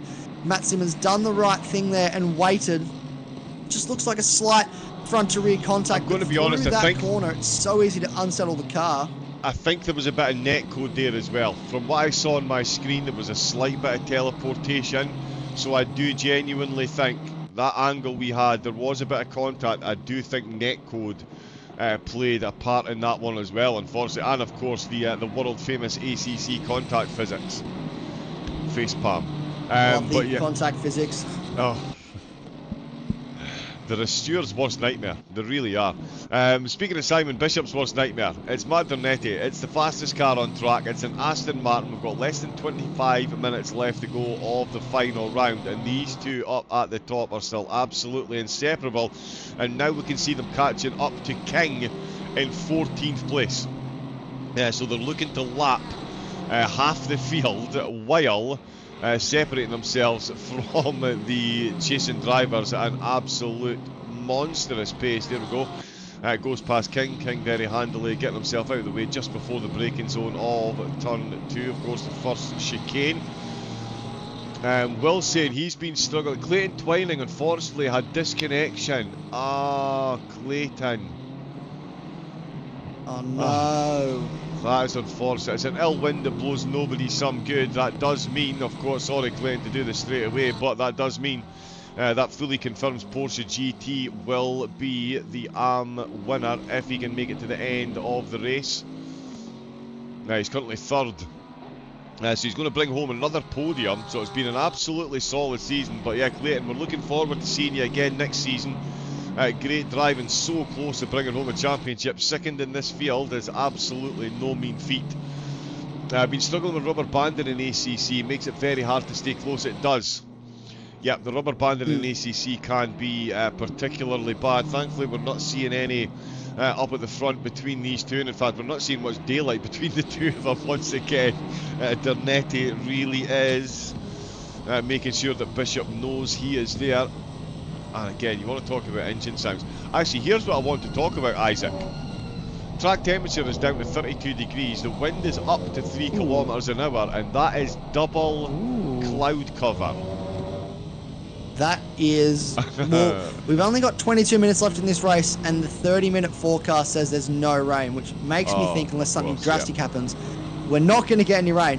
But that is very exciting, because it means that we're basically going to get quali laps for the end of this race, because the track temperature is going to come right down now. So everyone's going to be pushing as hard as they can. You can see a Ferrari in front of these two guys at the moment. He'll be a lapped car and have to get out of the way soon enough. But only 3/10 between these two cars. They've been inseparable all race. I don't think either of these drivers have had a chance to breathe, except for when they were in the pit lane for 30 seconds. So they've done I'm running out of superlatives. They've done a stellar job to be as close as they have been for this entire race, to not make any major mistakes, to not make contact with each other.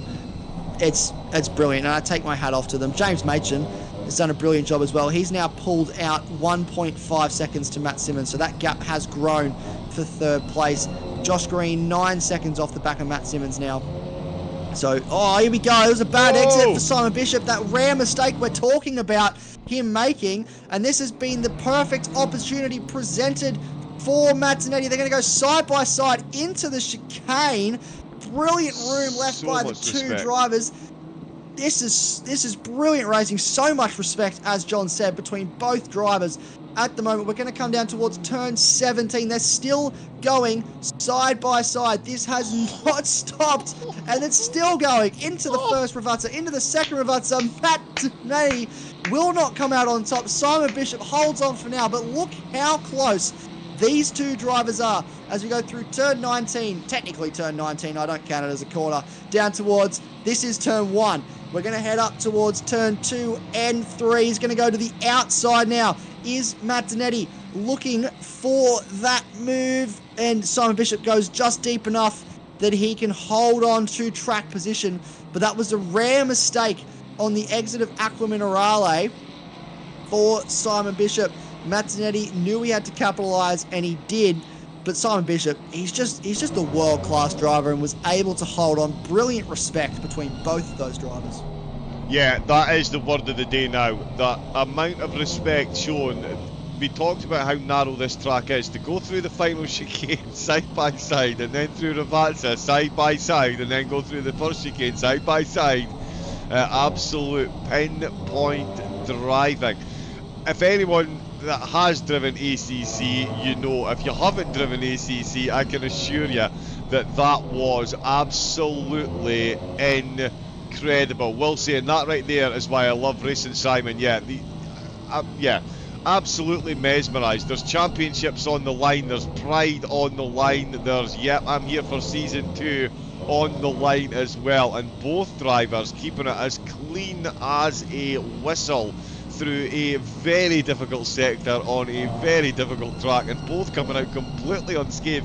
There was a piece of paper, a piece of newspaper between the two of them on the previous lap coming out of this corner, and no contact was made. No wing mirrors were harmed in the overtaking action, and that is a bit of a rarity, Isaac. And again, these two are absolutely incredible, and they're going to be at it again for season number 2. The championship in season 2 will not be decided until the final flag of the final race. You've heard it here first.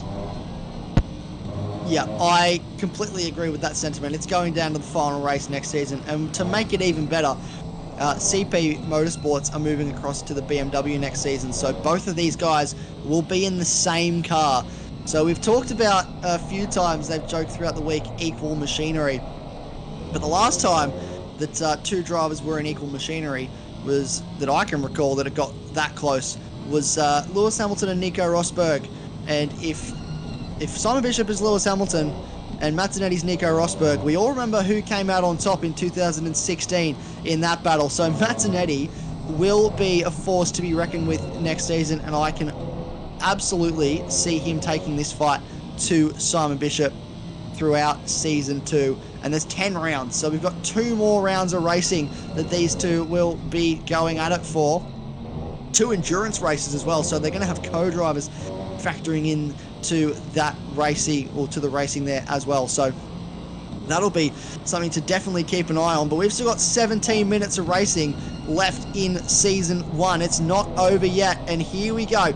Matt Zanetti, a brilliant run through the first Ravazza. Can he get a nice run through the second Ravazza to line himself up well? He's right under the rear wing of Simon Bishop as they run down the front straight. That's not really a straight, it's a bit of a curve. But here we go, he's sizing up Simon Bishop into turn 1, has to look to the outside again because of where Simon Bishop places the car, and that's brilliant car placement from Simon Bishop into the braking zone of turn 1. Just brakes in a straight line, makes it super awkward for Matt Zanetti, I should say, to try and get past. And he gets a really nice run, I'm seeing, through towards the Villeneuve for turns 5 and 6. But it's just not a place you can overtake. It's just not an overtaking spot, which would be frustrating for Matt, because he gets a brilliant run out of turns 1 and 2, and 3 and 4. So out of 2, 3, 4 complex. But it's just not a place to overtake. No, there are places at Imola you can overtake, and there are places you definitely can't. And as you said there, yeah, that is definitely not the easiest place to get it done. Bishop keeping the car exactly where he needs to, lap on lap. And yeah, seeing these two in the same cars next season, that is going to be worth every single moment of time dedicated to watching and taking part. They've got 15 minutes left to go. Dernetti, is he going to bring home the race win? He's got the fastest lap under his belt. We should give a quick shout out to Dan Crawley as well. Pro-Am, he's going to be winning the championship. He's won the championship, I believe, and no, was it Crawley that won the championship, sorry? Yes, it is Crawley. Yeah, it's Crawley. He's currently running in 6th place, but we're talking about potentially an Am getting into the top 10. We've got Crawley almost in that top 5. He's managed to avoid the penalties, and my prediction of track limit warnings, drive-throughs, has gone completely out the window. We've seen one of those so far, and we've seen, what, 6 stop-go 30-second penalties. We've got Tame making his way back through the field. We've been completely glued to the top 2. There is still another 23 drivers racing, I promise. But these two providing all of the fireworks. So, quick rundown. Well, Dernetti, who's been on screen, he's going to bring home the Pro-Am win. One way or another. Crawley in 2nd for the championship win, with Nicholson in 3rd. And then it is King. Great race by King. Up into 14th place. Mr. T, he is pitying no fools as he is bringing home 2nd place in the AMS, and Porsche GT will be crowned champion as he lets the overall race leaders go through. So that's twice they've gone past the AM champion. Oh, and he's made a mistake. Curse to the commentator, it's my turn. Oh. We both need to stop mentioning drivers.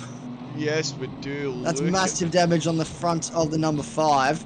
That's absolute. Look at that. There's a big hole in the bonnet, actually, in the front of that number 5 Mustang. Luckily, it's a rear-engined or mid-engined car, so there's no engine in the front of that car to be damaged. It's just all bodywork. That is a massive spin. Just took too much curb coming through turn number 9, and it just sent the car sideways. He's basically turning left to go right at that point.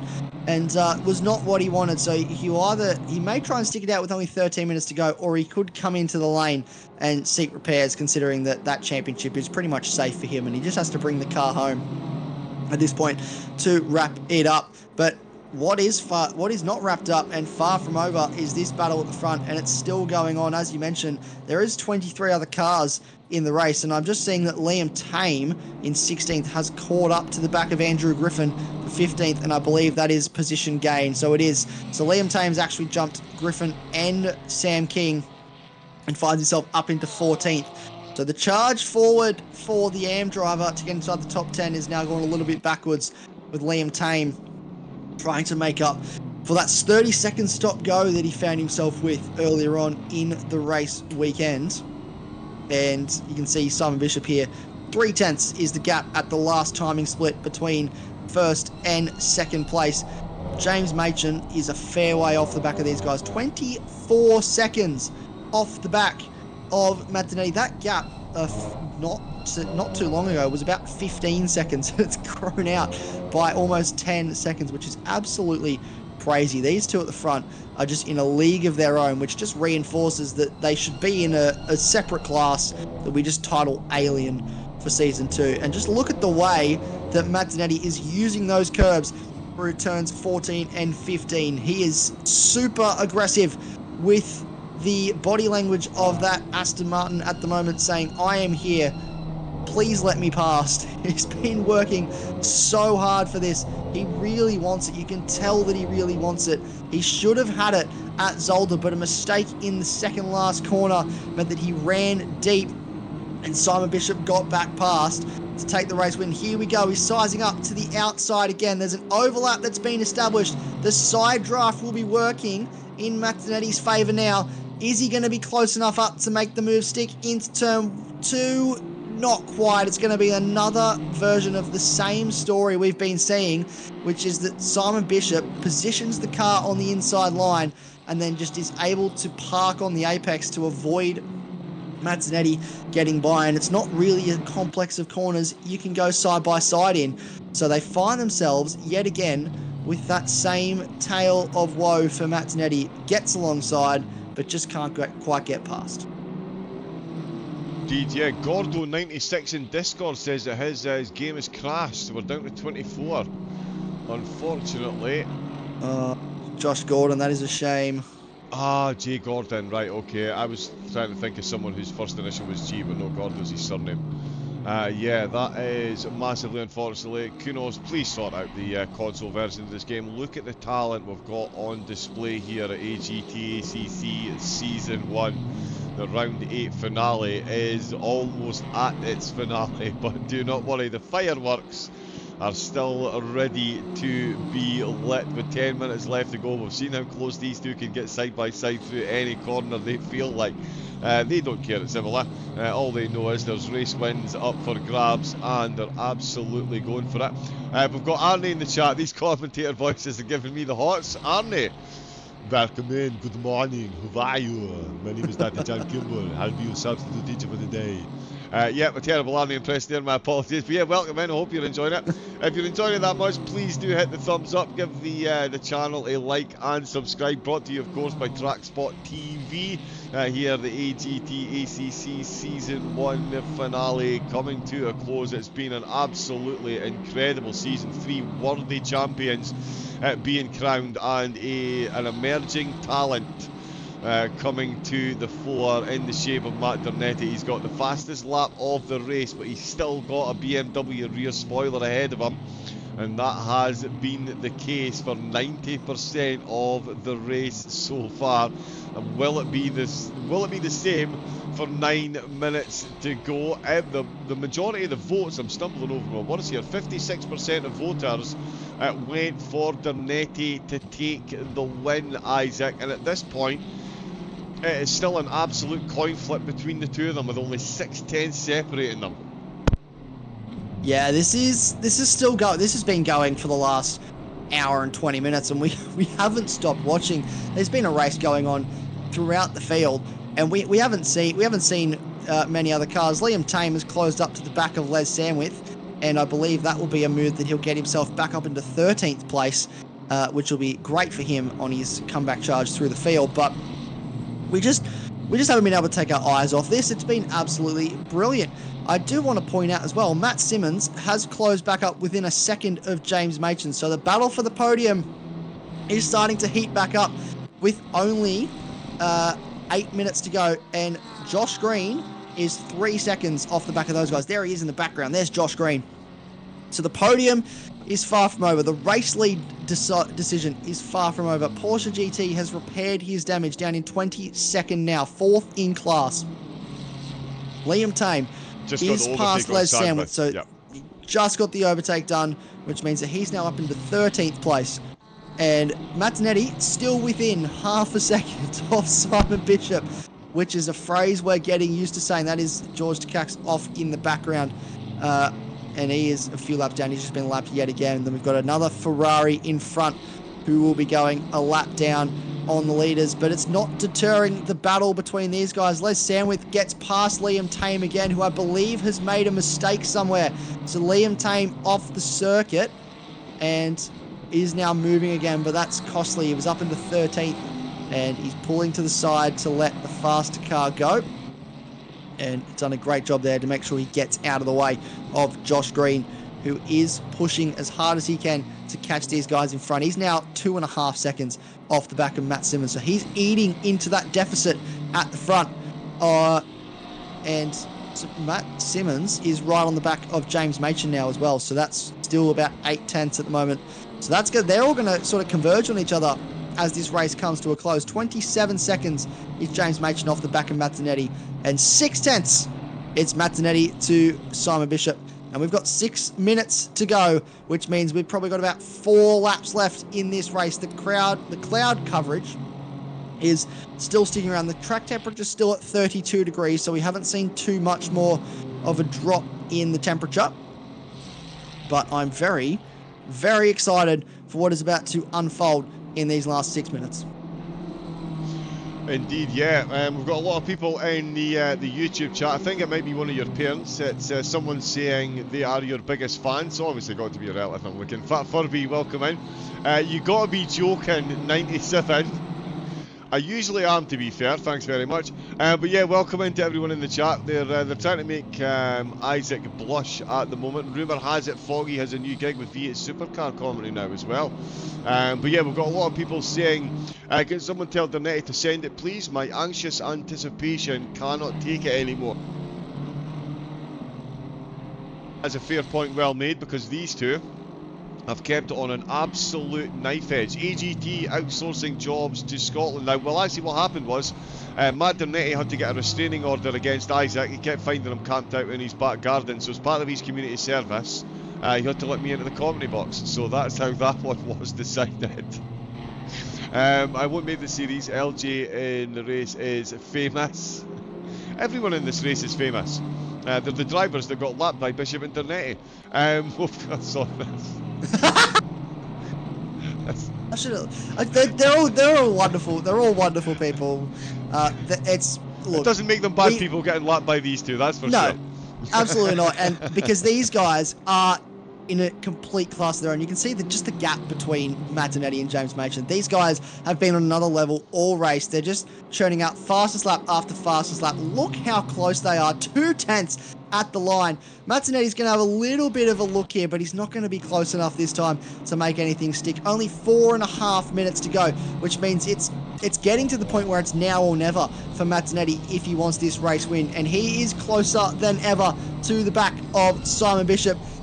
He's just had to see, you can see there the difference in what he has to, in how early he has to brake for that corner. And that's one, the aero wash that he will feel on the front end of that car. You talked about earlier on in the race, John, the lack of downforce on the front end of the car. He runs a little bit wide on the grass there, hard in mouth stuff there for a second for Mazzanetti, but just the lack of front aero downforce on the car to help it to stop.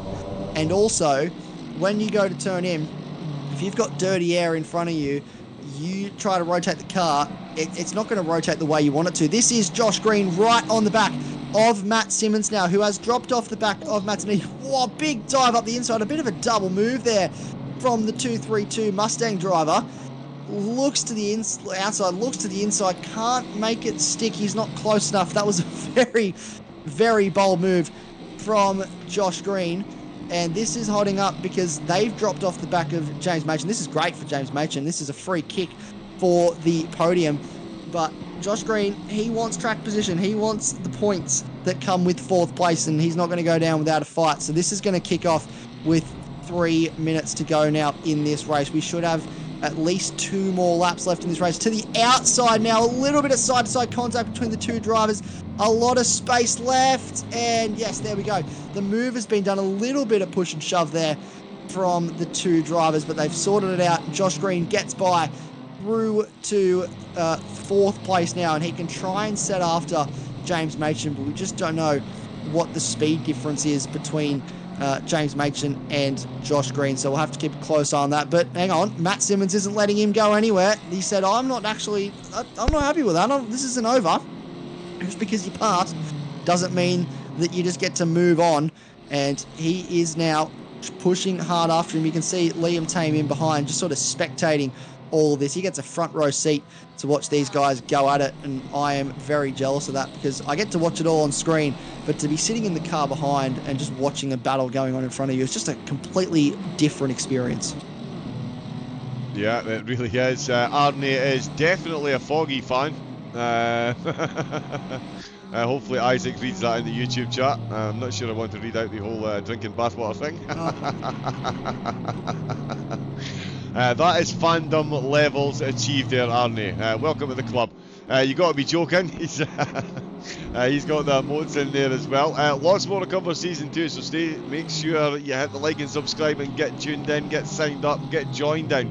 That is the most important thing. As you can see, overtakes on the podium positions right in the closing minutes. Will we finally see Ternetti get past Bishop, or are they going to finish as they started? The two of them have been absolutely different gravy, as we say in this hemisphere. 30 seconds ahead of Machen in third. He's on the pro podium. Green just got himself up on the podium at the head at the expense of Simmons, and he is breaking away with a good gap there. Crawley, championship winner in the Pro-Ams, has got second with Nicholson in third, and it is King leading the way for the Ams with Mr. T in second, and Takax, who had a rough start to the race, now finds himself on the podium after Porsche GT had an extra trip into the pits to repair that damage, but he too will bring home the championship win. We've got 49 seconds left to go, Isaac. I think they are going to just make one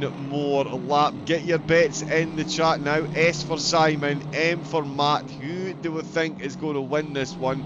I'm going to stick with my original prediction of Simon Bishop. It's one thing catching up to Simon, it's another thing entirely. As we've seen getting past them, Isaac, the two of them are razor close through multiple corners. At the moment, Bishop's got to be the favourite to bring this one home, but let's not count their netty out at any point. This is the last lap, actually, Isaac. It is. This is the last lap, so this is going to be it. And he's not close enough, is Matt Donetti, to get a move done here. So this is going to be it.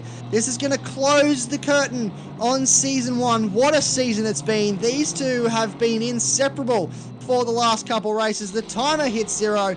They round the final corner. He's thrown everything at him today as Matt Donetti, but Simon Bishop just proves once again that he is a top-class driver. He is going to come home to win the finale here at Imola for Season 1 of Adrenaline GT. Matt Donetti will bring it home in second place. 5/10 off the back after an hour and a half of racing is absolutely incredible, and he should give himself a massive pat on the back there, because that is no mean feat, especially against someone like Simon Bishop. James Machen, take a bell, race winner last time out at Indianapolis, and he's going to back it up today with a podium spot, which will secure him second place in the overall and the Pro Championship. So that is absolutely brilliant stuff. Josh Green comes home in 4th, Matt Simmons in 5th, and then Dan Crawley, it looks like, will finish 2nd in the Pro-Am class and come home in a brilliant 6th place to round out his Pro-Am title challenge. And that is official now. He is the Pro-Am champion now that we've crossed the line. Sam King will win the Am class. He's already crossed the line for that race. So Sam King crosses the line. Absolutely brilliant. And Mr. T comes home 2nd in class, and George Takacs will come home 3rd in class for that race. Absolutely brilliant, brilliant stuff. I cannot express just how incredible that race was to watch. I'm trying to multitask here. I could just say, yeah, Porsche GT, I believe it is the championship winners that are coming in for an interview. Porsche GT already in the box, and in fact, Griffin is still out on track. Bishop is parked up, bit of door banging going on between the drivers. I am going to try and save the highlights, so bear with me a moment, please, folks, and we'll see if we can get some highlights for the interviews before they disappear. There we go. Save the highlights. So doing some background, also doing some background work as well. I'm trying to line up our interviews for our drivers post race. So I'm trying to make sure that we can get everybody in here. We're gonna have a chat to our class winners. So we're gonna have a chat to Simon Bishop. We're gonna have a chat to Dan Crawley, and we're gonna have a chat to Porsche GT. But I'm also keen to have a chat to Matt Donetti if we can. So I've just sent them messages. Perfect. Well, while you do that, I will run down the full finishing order. As we saw in the AMs, it was King brought home the win, followed by Mr. T. Takacs rounding out the podium. AM Championship winner Porsche GT finishing in 4th ahead of Boyd Twinning, crashing out of the race. In the silvers, it was Matt Donetti, 2nd overall, 1st in the silvers by quite some margin, 55 seconds ahead of championship winner Dan Crawley. It was Nicholson rounding out the podium in the silvers, ahead of silver in the Ferrari. Sandwith in 5th place with Griffin, Horvath, Sinclair, Gordon and Williams on debut, rounding out the top 10. And of course, overall in the pros, it was that man Bishop bringing home the bacon in the BMW once again. Machin getting 2nd, Green getting 3rd with Simmons confirmed in 4th place. Stankowski got 5th with Sheppers in 6th. It was Burrows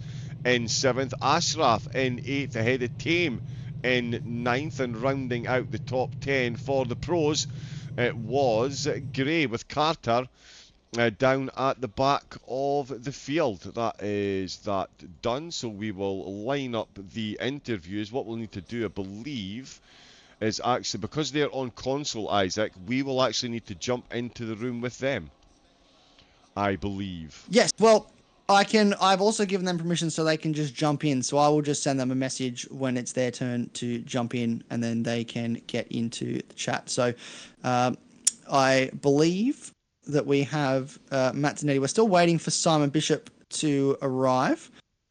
So we will start with Matt Zanetti. I'll just tell him to jump on in.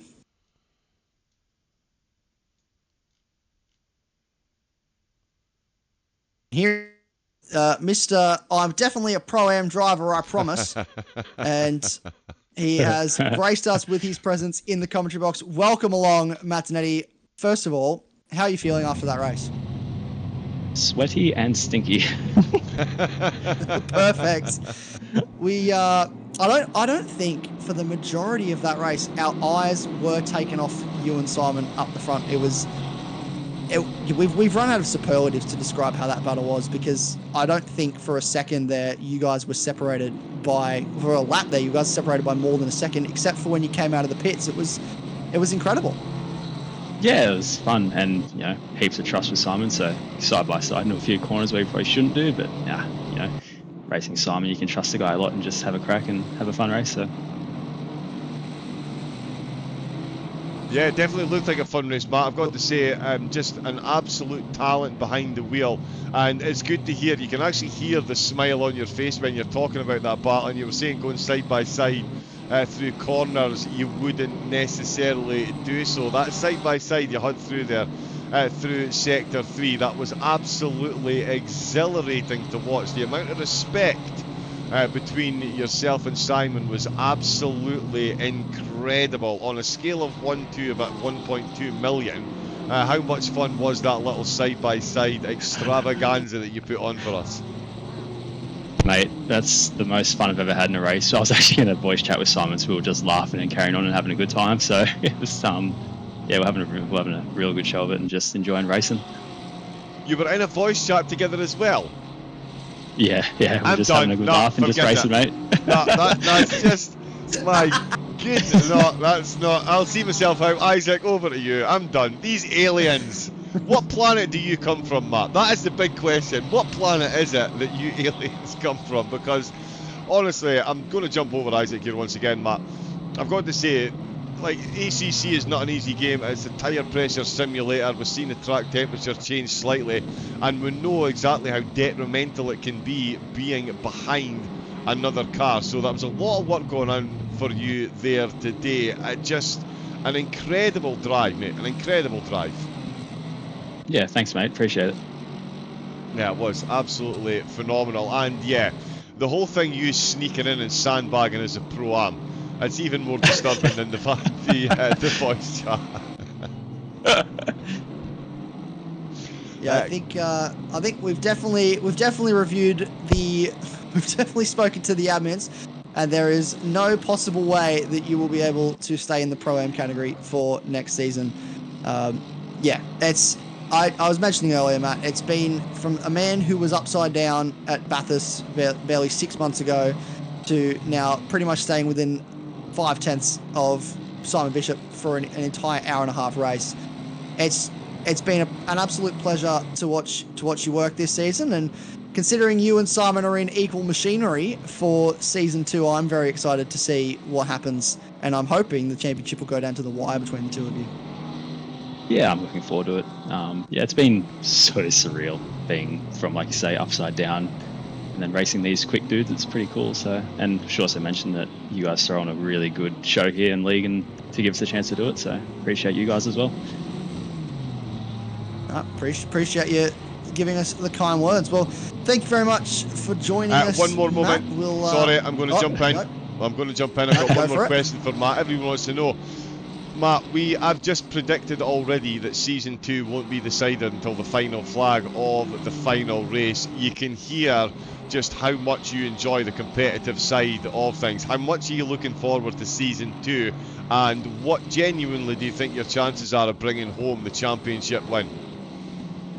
Oh, I'm extremely keen. I can't wait to get into it. And as far as winning it, I mean, we've got a lot of quick dudes joining as well, so it's going to be, I think, look, I'm just going to look forward to the racing and what comes of it, you know. As long as we have fun and have some good races, that's all I'm after, mate. So excellent. That is the attitude you need, race fans. This man should be admired and will be for years to come. And Matt, I cannot wait to get to watch season 2 unfold. Congratulations on your season 1 exploits. The streams have been absolutely electric because of yourself and a few of the other drivers, so huge thanks to you and everyone that's put on the show so far, and cannot wait to see you up on track next season. Thanks, mate, appreciate it. Sorry, Isaac, I jumped in there, but ladies and gents, that was Mr. Matt Dernetti. I believe we now have Exult, so that will be Dan Crawley, I believe, Isaac. We do. I'm just letting him know to jump on in, and we will have a chat to him. We're waiting to hear from Simon Bishop, so we'll get him in certainly very soon. But we'll have a chat to Dan first, and I believe he is here. Mr. Dan Crawley, welcome along. First of all, congratulations, Pro-Am champion. How does it feel? Oh, man, that was a tough series, but yeah, it was really fun. Sounds like you're absolutely wore out there, Dan. Some serious competition. I mean, in your league, we saw there Matt Dernetti. He is absolute different gravy. He's going up to the pros, obviously. You'll be a worthy inclusion as well. But it's been an incredible season for you so far to bring home the championship win, especially after a difficult 90 minutes at Imola. What was the plan going into the race tonight? Because we know warm track, variable weather conditions, a 90-minute race at Imola. A lot can happen. What was the strategy going into tonight's race to make sure you secured that championship? It was just trying to stay consistent, but with how difficult the track is and the bumps and curbs, it was so difficult. But yeah, just trying to stay consistent was the main thing, and that was it, really. Well, yeah, certainly managed to do so. Through, oh, yeah, sorry, on you go, Isaac. No, so I'm just talk us through the how this season has gone for you. Obviously, tonight was a very tough race, but you've had a few tough races come your way, and I know there's been a bit of frustration from the Pro-Am camp, especially navigating the season and the back markers. And I think Matt Zanetti has been one of those drivers that's just really quick, and it's really hard to catch him. But just talk us through, from your point of view, the consistency that you've shown has led to this title for you. How have you felt as the season's gone on? Did you think there was ever a point where you were like, yes, I am completely in contention for this title? Or was it always just, one race at a time and we'll see where we end up after this one? From the start, it was just sort of getting a feel of how the lobby is and how the other drivers are, and seeing where I'd sort of fit in with that. And then as the races went on, it was more competitive, but trying to stay with Zanetti. He's a different breed. But yeah, as the season went on, I felt a bit more comfortable, a lot more comfortable in the BMW especially, and yeah, just adjusting to the setups and the tracks, and just going from there. Wonderful. Any more questions from your side of the camp, John, before we let Dan go and have what sounds like a well-earned rest? Indeed, yeah, well-earned rest in a shower, no doubt, because it was hot on track and hot in the cockpits. How are you looking forward to next season, Dan? Obviously, bringing home the race win. You barely get any time to enjoy it. We're already asking you about Season 2, but Season 2, 10 races, and there's going to be endurance races that will feature co-drivers as well. So how have you found Season 1 overall, and how much are you looking forward to Season number 2? Yeah, Season 1 was just awesome. Just getting into the community. Everyone here has been really friendly and helpful with any tips that I have asked for, but Season 2's looking to be really, really exciting, especially with the endurances and the driver swaps as well. So really looking forward to that, and just getting stuck in with Team XV Prima again, and hopefully we can do better next season. And obviously you'll be looking to defend that title and laying down the marker and letting everyone know right now that it's already decided Dan Crawley will be champion next season, yeah? Hopefully, but we'll see how we go. We will indeed. Well done. It's been an absolute pleasure watching you this season. Congratulations again on a well-deserved win here at AGT ACC Season 1. And we cannot wait to see you and the team back out on track for Season 2. Cheers, guys. Much love, and yeah, see you next season. Thank you very much, Dan. We'll see you next season. That is Dan Crawley, our Pro-Am class champion for Season 1. And now it is time to have a chat to the man that had it all to do tonight, and he did it with style. Porsche GT managed to bring home the AM class championship, and we'll get him in here in just a moment. We've sent him the message to tell him to jump on in, so hopefully he will do so. Might be able to actually just drag him in here. Here we go. We'll drop him in. There we are. Porsche GT, have you got us there, mate?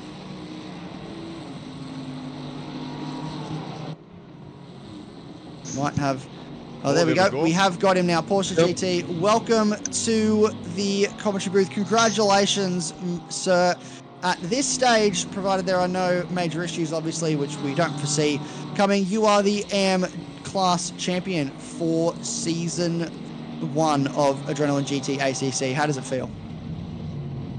Yeah, it felt pretty hard towards the middle of the season with obviously Twining gave me a battle, but no, he's really clean, really nice to race around, and yeah, all the blokes in AGT are, including you guys with the commentary, yeah, all good. Yeah, it's been quite the season, Porsche, especially for us, Porsche and a McLaren, so thank you very much for that.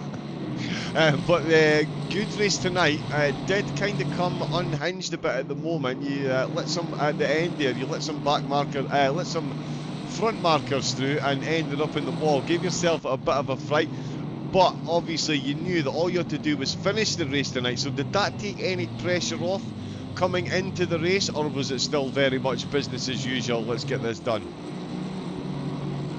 Well, the first time I crashed, I thought it's all over, because when you crash, you get over 1 minute worth of damage, and then you think it's all over. And then I didn't know this, and then yeah, he retired, and thought all I have to do now is hope for no internet issues, and bring it home. Yeah, the internet was cool tonight. Yeah, on you go, Isaac. Sorry. I was about to say, it was great to see you bring it home. You mentioned there that Twining gave you a bit of a tough run in the middle of the season, and you know, looking at the points tables, there was a couple races where he did claw back some points on you, but you always managed to come out of the other side ahead, and you know, 50-point lead coming into the final round of the season. It wasn't much, but it was enough, and all you had to do was finish the race today. So I think you got to give yourself a pat on the back as well. You've done a brilliant job to come into this league and go against some of these faster guys. You've had some really good overall results as well throughout the season. Are you starting to sort of feel the improvements as you got on? Obviously, you know, we started the season, and we mentioned earlier with Matt Donetti, even he was a second and a half off Simon Bishop coming into this season at the first round, but he sort of closed up. Do you find that you've sort of done the same thing? Maybe not with the aliens like Simon Bishop, but with some of those guys that were not too far ahead of you at the start of the season. Do you now find you're sort of putting yourself into a position where you might be pushing for that Pro-Am category? Yeah, no, nowhere near the aliens. They're way too out of my league. But no, every week you get new drivers, you get familiar faces, different faces, and you always chip that time away every week. So no, it's been great to race around these cars. And of course, we've got the 10 rounds for next season with those driver swaps in there as well. How much are you looking forward to Season 2 and sharpening those skills even further, Porsche? Oh, it's going to be great. Yeah, it certainly is. It certainly is. And we can't wait to see you and the team back out on track. We've got a beautiful poster up on screen now. The Porsche GT in the McLaren GT3. the ARM champion, well deserved, a hard fought championship, Porsche, and yeah, I'm definitely again looking forward to seeing what you can do next season, see if you can defend that title. Hopefully. Yeah, fingers crossed. Anything Thank you else very from much. Jack? No, that's all from me. Congratulations once again, Porsche. Thank you very much for jumping in to have a chat. We do appreciate it. We look forward to seeing you on track next season. That was Porsche GT in the chat, and now we get to our pro and overall champion, and coming along with him, I should say, is his teammate, because they are also the team champions, BCG3. It's Simon Bishop and Liam Tame, and we're just waiting for them to jump in, but this was an absolutely mega season from Simon Bishop, and here they are. Welcome, gentlemen. Simon Bishop, first of all, we'll start with you. Congratulations, you are the overall and the pro champion for season 1 of AGT. How does it feel? Pretty good, mate. It's been fun. We've had some great races this season, like I said in the Discord. Almost all of them have had some kind of awesome battle, and today was no exception with Matt being behind me the entire race. I really wish he would have, not been there the entire race, but it would have been exciting to watch. But he's come on leaps and bounds, and indeed the whole field has got so much faster as the season's gone on, so I'm quite keen on season 2. And also happy to win team's title with Liam. Absolutely, you guys have done a brilliant job throughout the season. The TTR Westside boys threw their best shot at you guys over the course of the season, and they led the way for a little while, and then you guys led the way, and the gap closed up a little bit, and it's just sort of extended back out just enough that you guys had a pretty comfortable lead coming to this final round. Talk me through your perspective, Liam. Obviously, you've got someone like Simon Bishop, who's just an absolute alien at this game and just sort of disappears into the distance, as it were. But talk me through your perspective. A great season from you. Brilliant result overall and in the pro class. Was it just a matter of backing Simon up, or was it you were also trying to find, obviously, the position for yourself and maybe push up towards that title as well? I mean, we're just the best out there, straight up. We wake up and we piss excellence. So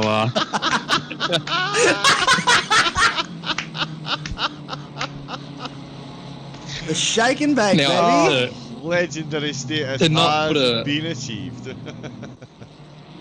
to not put a shake and bake spin on it, it's been pretty fun. I think we're always on the lookout for some more leagues to be running with the BCG. Obviously, running like a fair few teams this season. There's a lot of ACC guys who are familiar with what we do with Oz NZ and even Race on Oz. So this has just been kind of another notch in the trophy cabinet, and that's not to put it lightly. I mean, there's a lot of really, really good competition. The TTR guys ran us all the way.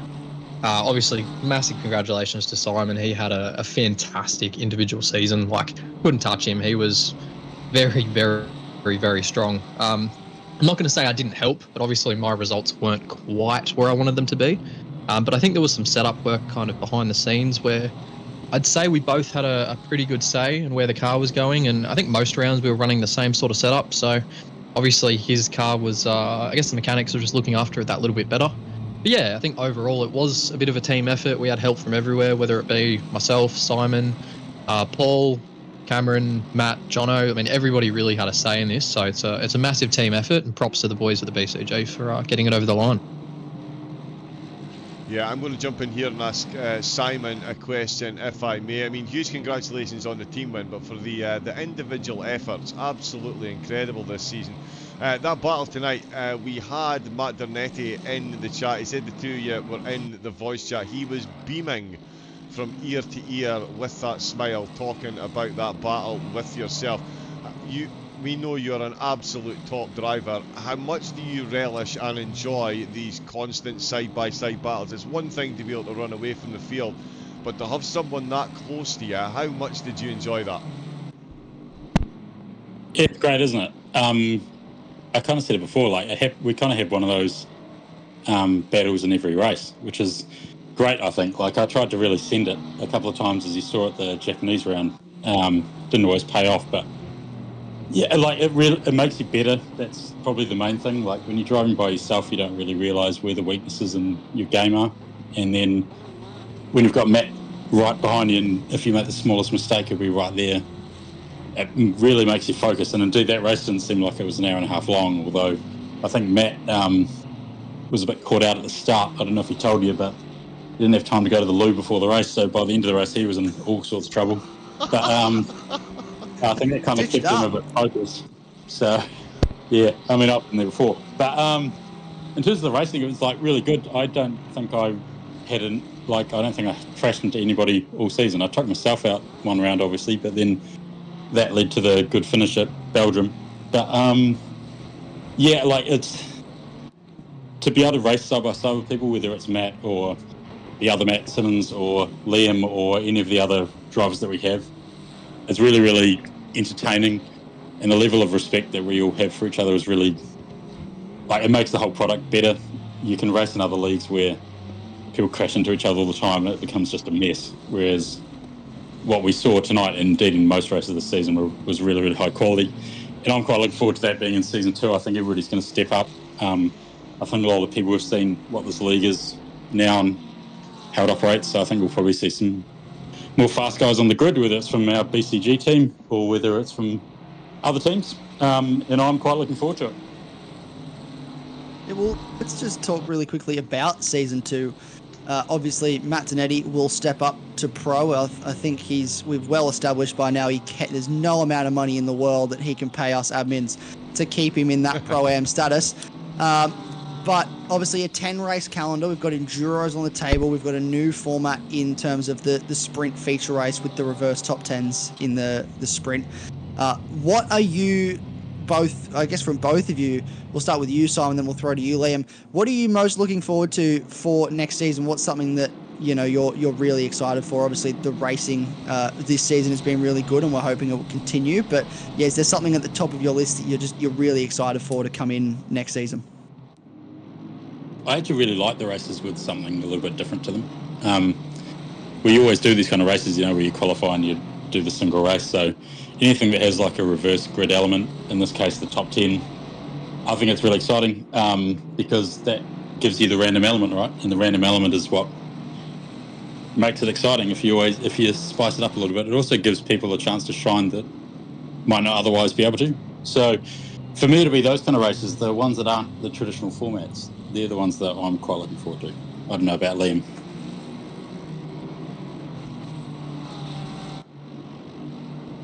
What do you think, Liam? What are you looking forward to? Sorry, Liam's just for a bit next busy season? pissing excellence. He'll be back to the microphone in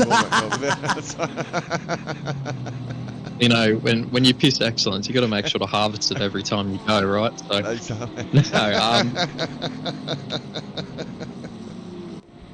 It's an interesting thought, actually. I think season 1 was really interesting, and I think we hit the nail on the head for so many elements of the league, and I think that's awesome for a league to have its first season and really just hit the ground running.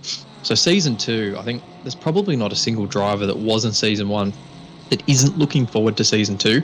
Personally, I think it's going to be the personnel. I think we're really starting to step up and see some really quick drivers. So for me, probably one of the biggest thing actually is I'm going to be calling him out here, but the inclusion of Willstar is actually really exciting for me. He's just been so rapid in every car he's ever touched, and having shared a team with him for GRT over at Race on Oz, I'm super keen to see what he does against us finally. So obviously we've had the benefit of racing against him, behind him in Oz and Z, but yeah, he's just such a high level operator, and he's another one of these guys who's going to run straight to Matt, straight to Simon, and really just create these awesome battles that we're going to be able to focus on and ultimately learn off to expand everybody. I mean, there's not a single person that doesn't get better or doesn't just naturally improve when you've got this level of driver leading you forward. And that is what you absolutely love to hear as a viewer and a commentator and broadcaster. You love to hear the enthusiasm for the battles. We'll see quite a few drivers out there, they will just take off and get into the distance, and they don't like being pressured. But yeah, you guys well deserved team win, and with an ethos like that, season 2 is going to be absolutely electric. I do want to quickly ask Simon, I mean, I think I already know the answer, you kind of already touched on it. We've seen Matt Dernetti run you close at the end there. I was asking him how much he was looking forward to the battle for Season 2. I mean, you've got to be the hot favourite to win Season 2. How much are you relishing the challenge that is, as your teammate Liam was saying there, is about to come to the league and defending that crown? Yeah, well, it's not going to be easy. I got a bit lucky this season, got quite a big head start. But yeah, next season will be pretty unbelievably close, I think. Particularly when you factor in that Matt, for example, is running on like a pretty old Logitech wheel. So if he ended up on a good wheel, I probably wouldn't even see him. But yeah, I'm quite looking forward to it. I think towards the end of the season, you saw that people were really getting a lot closer, particularly in qualifying. Qualifying matters so much. Well, when you don't have reverse grids anyway, but I think people are going to put a bit more time into it, which is great. I think because it goes back to what I said before. I think particularly what Liam said in terms of that when it raises everybody's level. What's the phrase, like a rising tide raises all ships or something? But is that? That just kind of, for me, it's what you said before. If you're running out by yourself, you don't really learn what your weaknesses are. So the more people that run at the front, like Liam said with Will Star, he'll be great. We're already running nose to tail in another league, and then Max Simmons as well, and then I'm sure a few others will join. But it'll be great. I'm quite looking forward to it. One thing I did want to say was I want to say thanks to you guys for the efforts you've put in this year, or this season. Obviously, you guys will also be pretty excited, and I imagine you'll have some wrinkles for Season 2. But indeed, also wanted to say thanks to people that tuned in, because I think that the people that tuned in this season have seen some pretty good stuff. So, yeah, on to next season, I think. Yeah, no, yeah, absolutely. Yeah, no, on you go, Isaac. Sorry, I'll do some technical stuff in the background. You crack on, mate. I was just going to say, I couldn't have said it better myself, Simon. It's been absolutely amazing, the work that has gone in behind the scenes. Not just from myself. I'm only one small part of a massive admin team that makes this all happen. But everyone tuning in at home and watching, and that's what we've put a message in the chat to everyone that has been watching along, because we're so thankful for you guys tuning in, week out to watch the racing. Thank you both so much for jumping in and having a chat to us. We wish you the best of luck for Season 2. We look forward to seeing you both on track, and to VTG to defend their team's title, for Simon, you to go out there and defend your driver title. So thank you very much for joining us, fellas, and enjoy the off-season break. Oh, we will, I'm sure. Thanks, guys. Yeah, congratulations to you both, and thank you for the compliments on the broadcast. They're an absolute pleasure to preside over, and I'm sure I'm absolutely gutted I'm not going to be here for it, but Isaac will be, and he will be here for season number 2. Isaac, the calendar up on screen now. 10 rounds of absolute perfection for AGT for their second crack at a season. Yeah, and it's going to be absolutely brilliant. We kick it all off on Friday, the 2nd of May. So only about a 3-week break we will have between now and when we get underway for Season 2. And we start with the Italian job. So we've finished here in the lovely Italian countryside, and we will kick things off in the lovely Italian countryside when we go to Misano for round 1. And that is a 1-hour race to get things underway.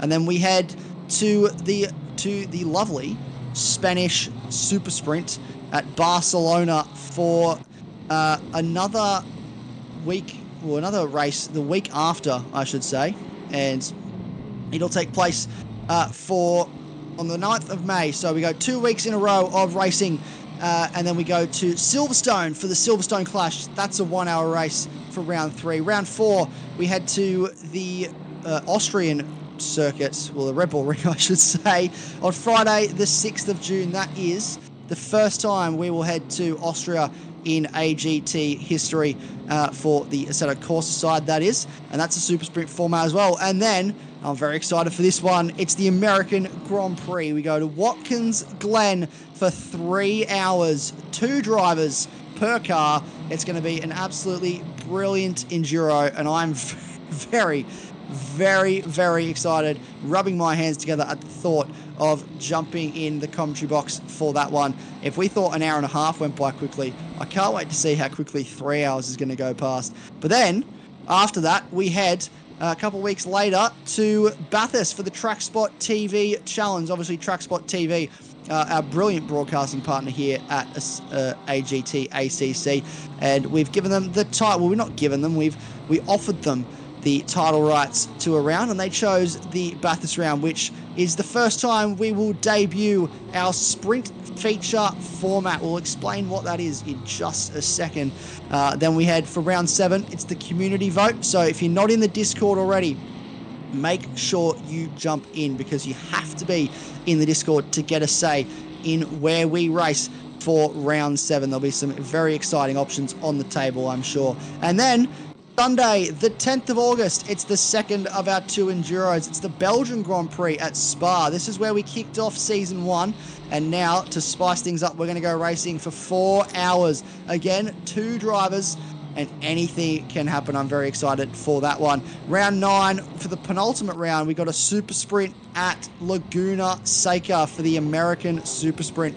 That will be an absolute cracker. The Corkscrew, one of the most technically challenging pieces of racetrack in the world, and our drivers are going to have to navigate that over 2 30-minute races. And then the season 2 finale at Valencia, Ricardo Tomo. The circuit that is the name of the circuit, and we have our second sprint feature format that wraps up on the 29th of August. So 10 brilliant rounds headed our way, and we have believe we have an info sheet for the new formats for this season. So a sprint feature format taking place at both Bathurst and the finale at Valencia. It's a 20-minute qualifying session to set the grid for the feature race. And then there'll be a 30-minute sprint race, which will be the reverse top 10 from quali. So anyone outside of the top 10 gets to hold on to their grid position, and they'll be safe in the knowledge that where they qualify is where they'll start for both races. But if you qualify on pole for the feature race, you'll start from 10th in the sprint race. There's no mandatory stop required for that race.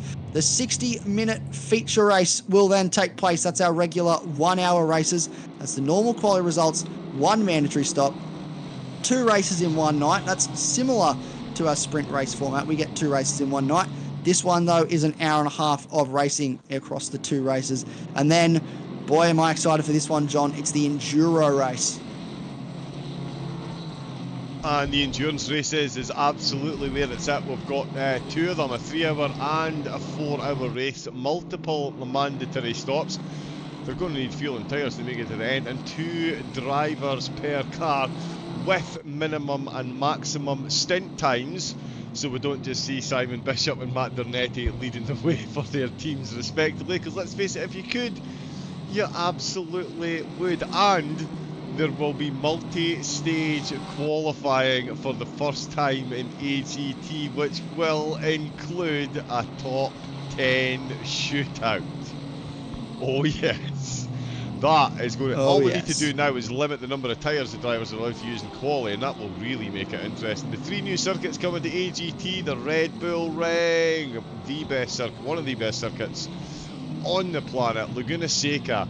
If that doesn't scream racing, I don't know what does. And Valencia, of course, the MotoGP track that has been affectionately adopted by GT3 drivers, will be making its appearance. And Isaac, of course, the community voted round, as you said. Get into the Discord, get yourself joining in, and you can decide where the drivers will be driving 2/3 of the way through season number 2. Yeah, absolutely. Get in the Discord, get your votes in. But in the meantime, I think that will do it, John. Is there any other notes from you? Anything final notes to add before we head off for the evening? I just want to say a huge thank you to everyone that got TrackSpotTV involved. It's been an absolute pleasure covering the action, even if illness did wipe me out of one of them. Let me get TV. There we go. Get the chat screen up. But yeah, huge thank you to everyone that's been watching and interacting in the chat as well, and a massive thank you to the drivers.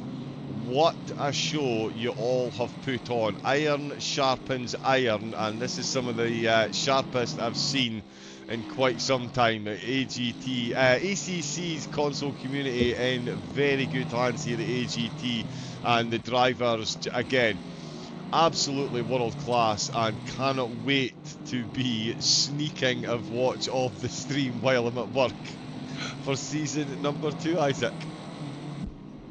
Yeah, absolutely. It'll be a shame not to have you in the commentary box, but we will rest assured we will bring you an amazing broadcast nonetheless. It's been an absolute pleasure to work alongside you for this season, John. You are one of the best in the business when it comes to commentating, especially across the Assetto Corsa, and all the feedback we have received has been absolutely brilliant. Everyone's loved having you along. I've loved having you along, and yeah, it's just been it's been an absolute pleasure.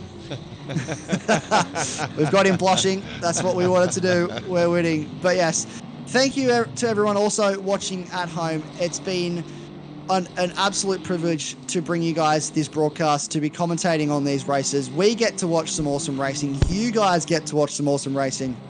If you haven't already, make sure you like the stream. Make sure you follow Adrenaline GT. Make sure you follow TrackSpotTV. A huge thank you to them for coming on board and supporting this league. It would not be possible to do this broadcast the way we do it without TrackSpotTV. So make sure you guys support them. And if you have any of your own broadcasting needs now or in the future, make sure you get on their website and fill out the form, because these guys are absolutely brilliant to work with. It's been an absolute pleasure. Thank you all so much at home for tuning in. What a season 1 it has been. I, for one, am so looking forward to what season 2 brings. But for now, that is all from all of us here at Adrenaline GT. Thank you so much for watching. As always, I've been Isaac Fogarty. Have a good night.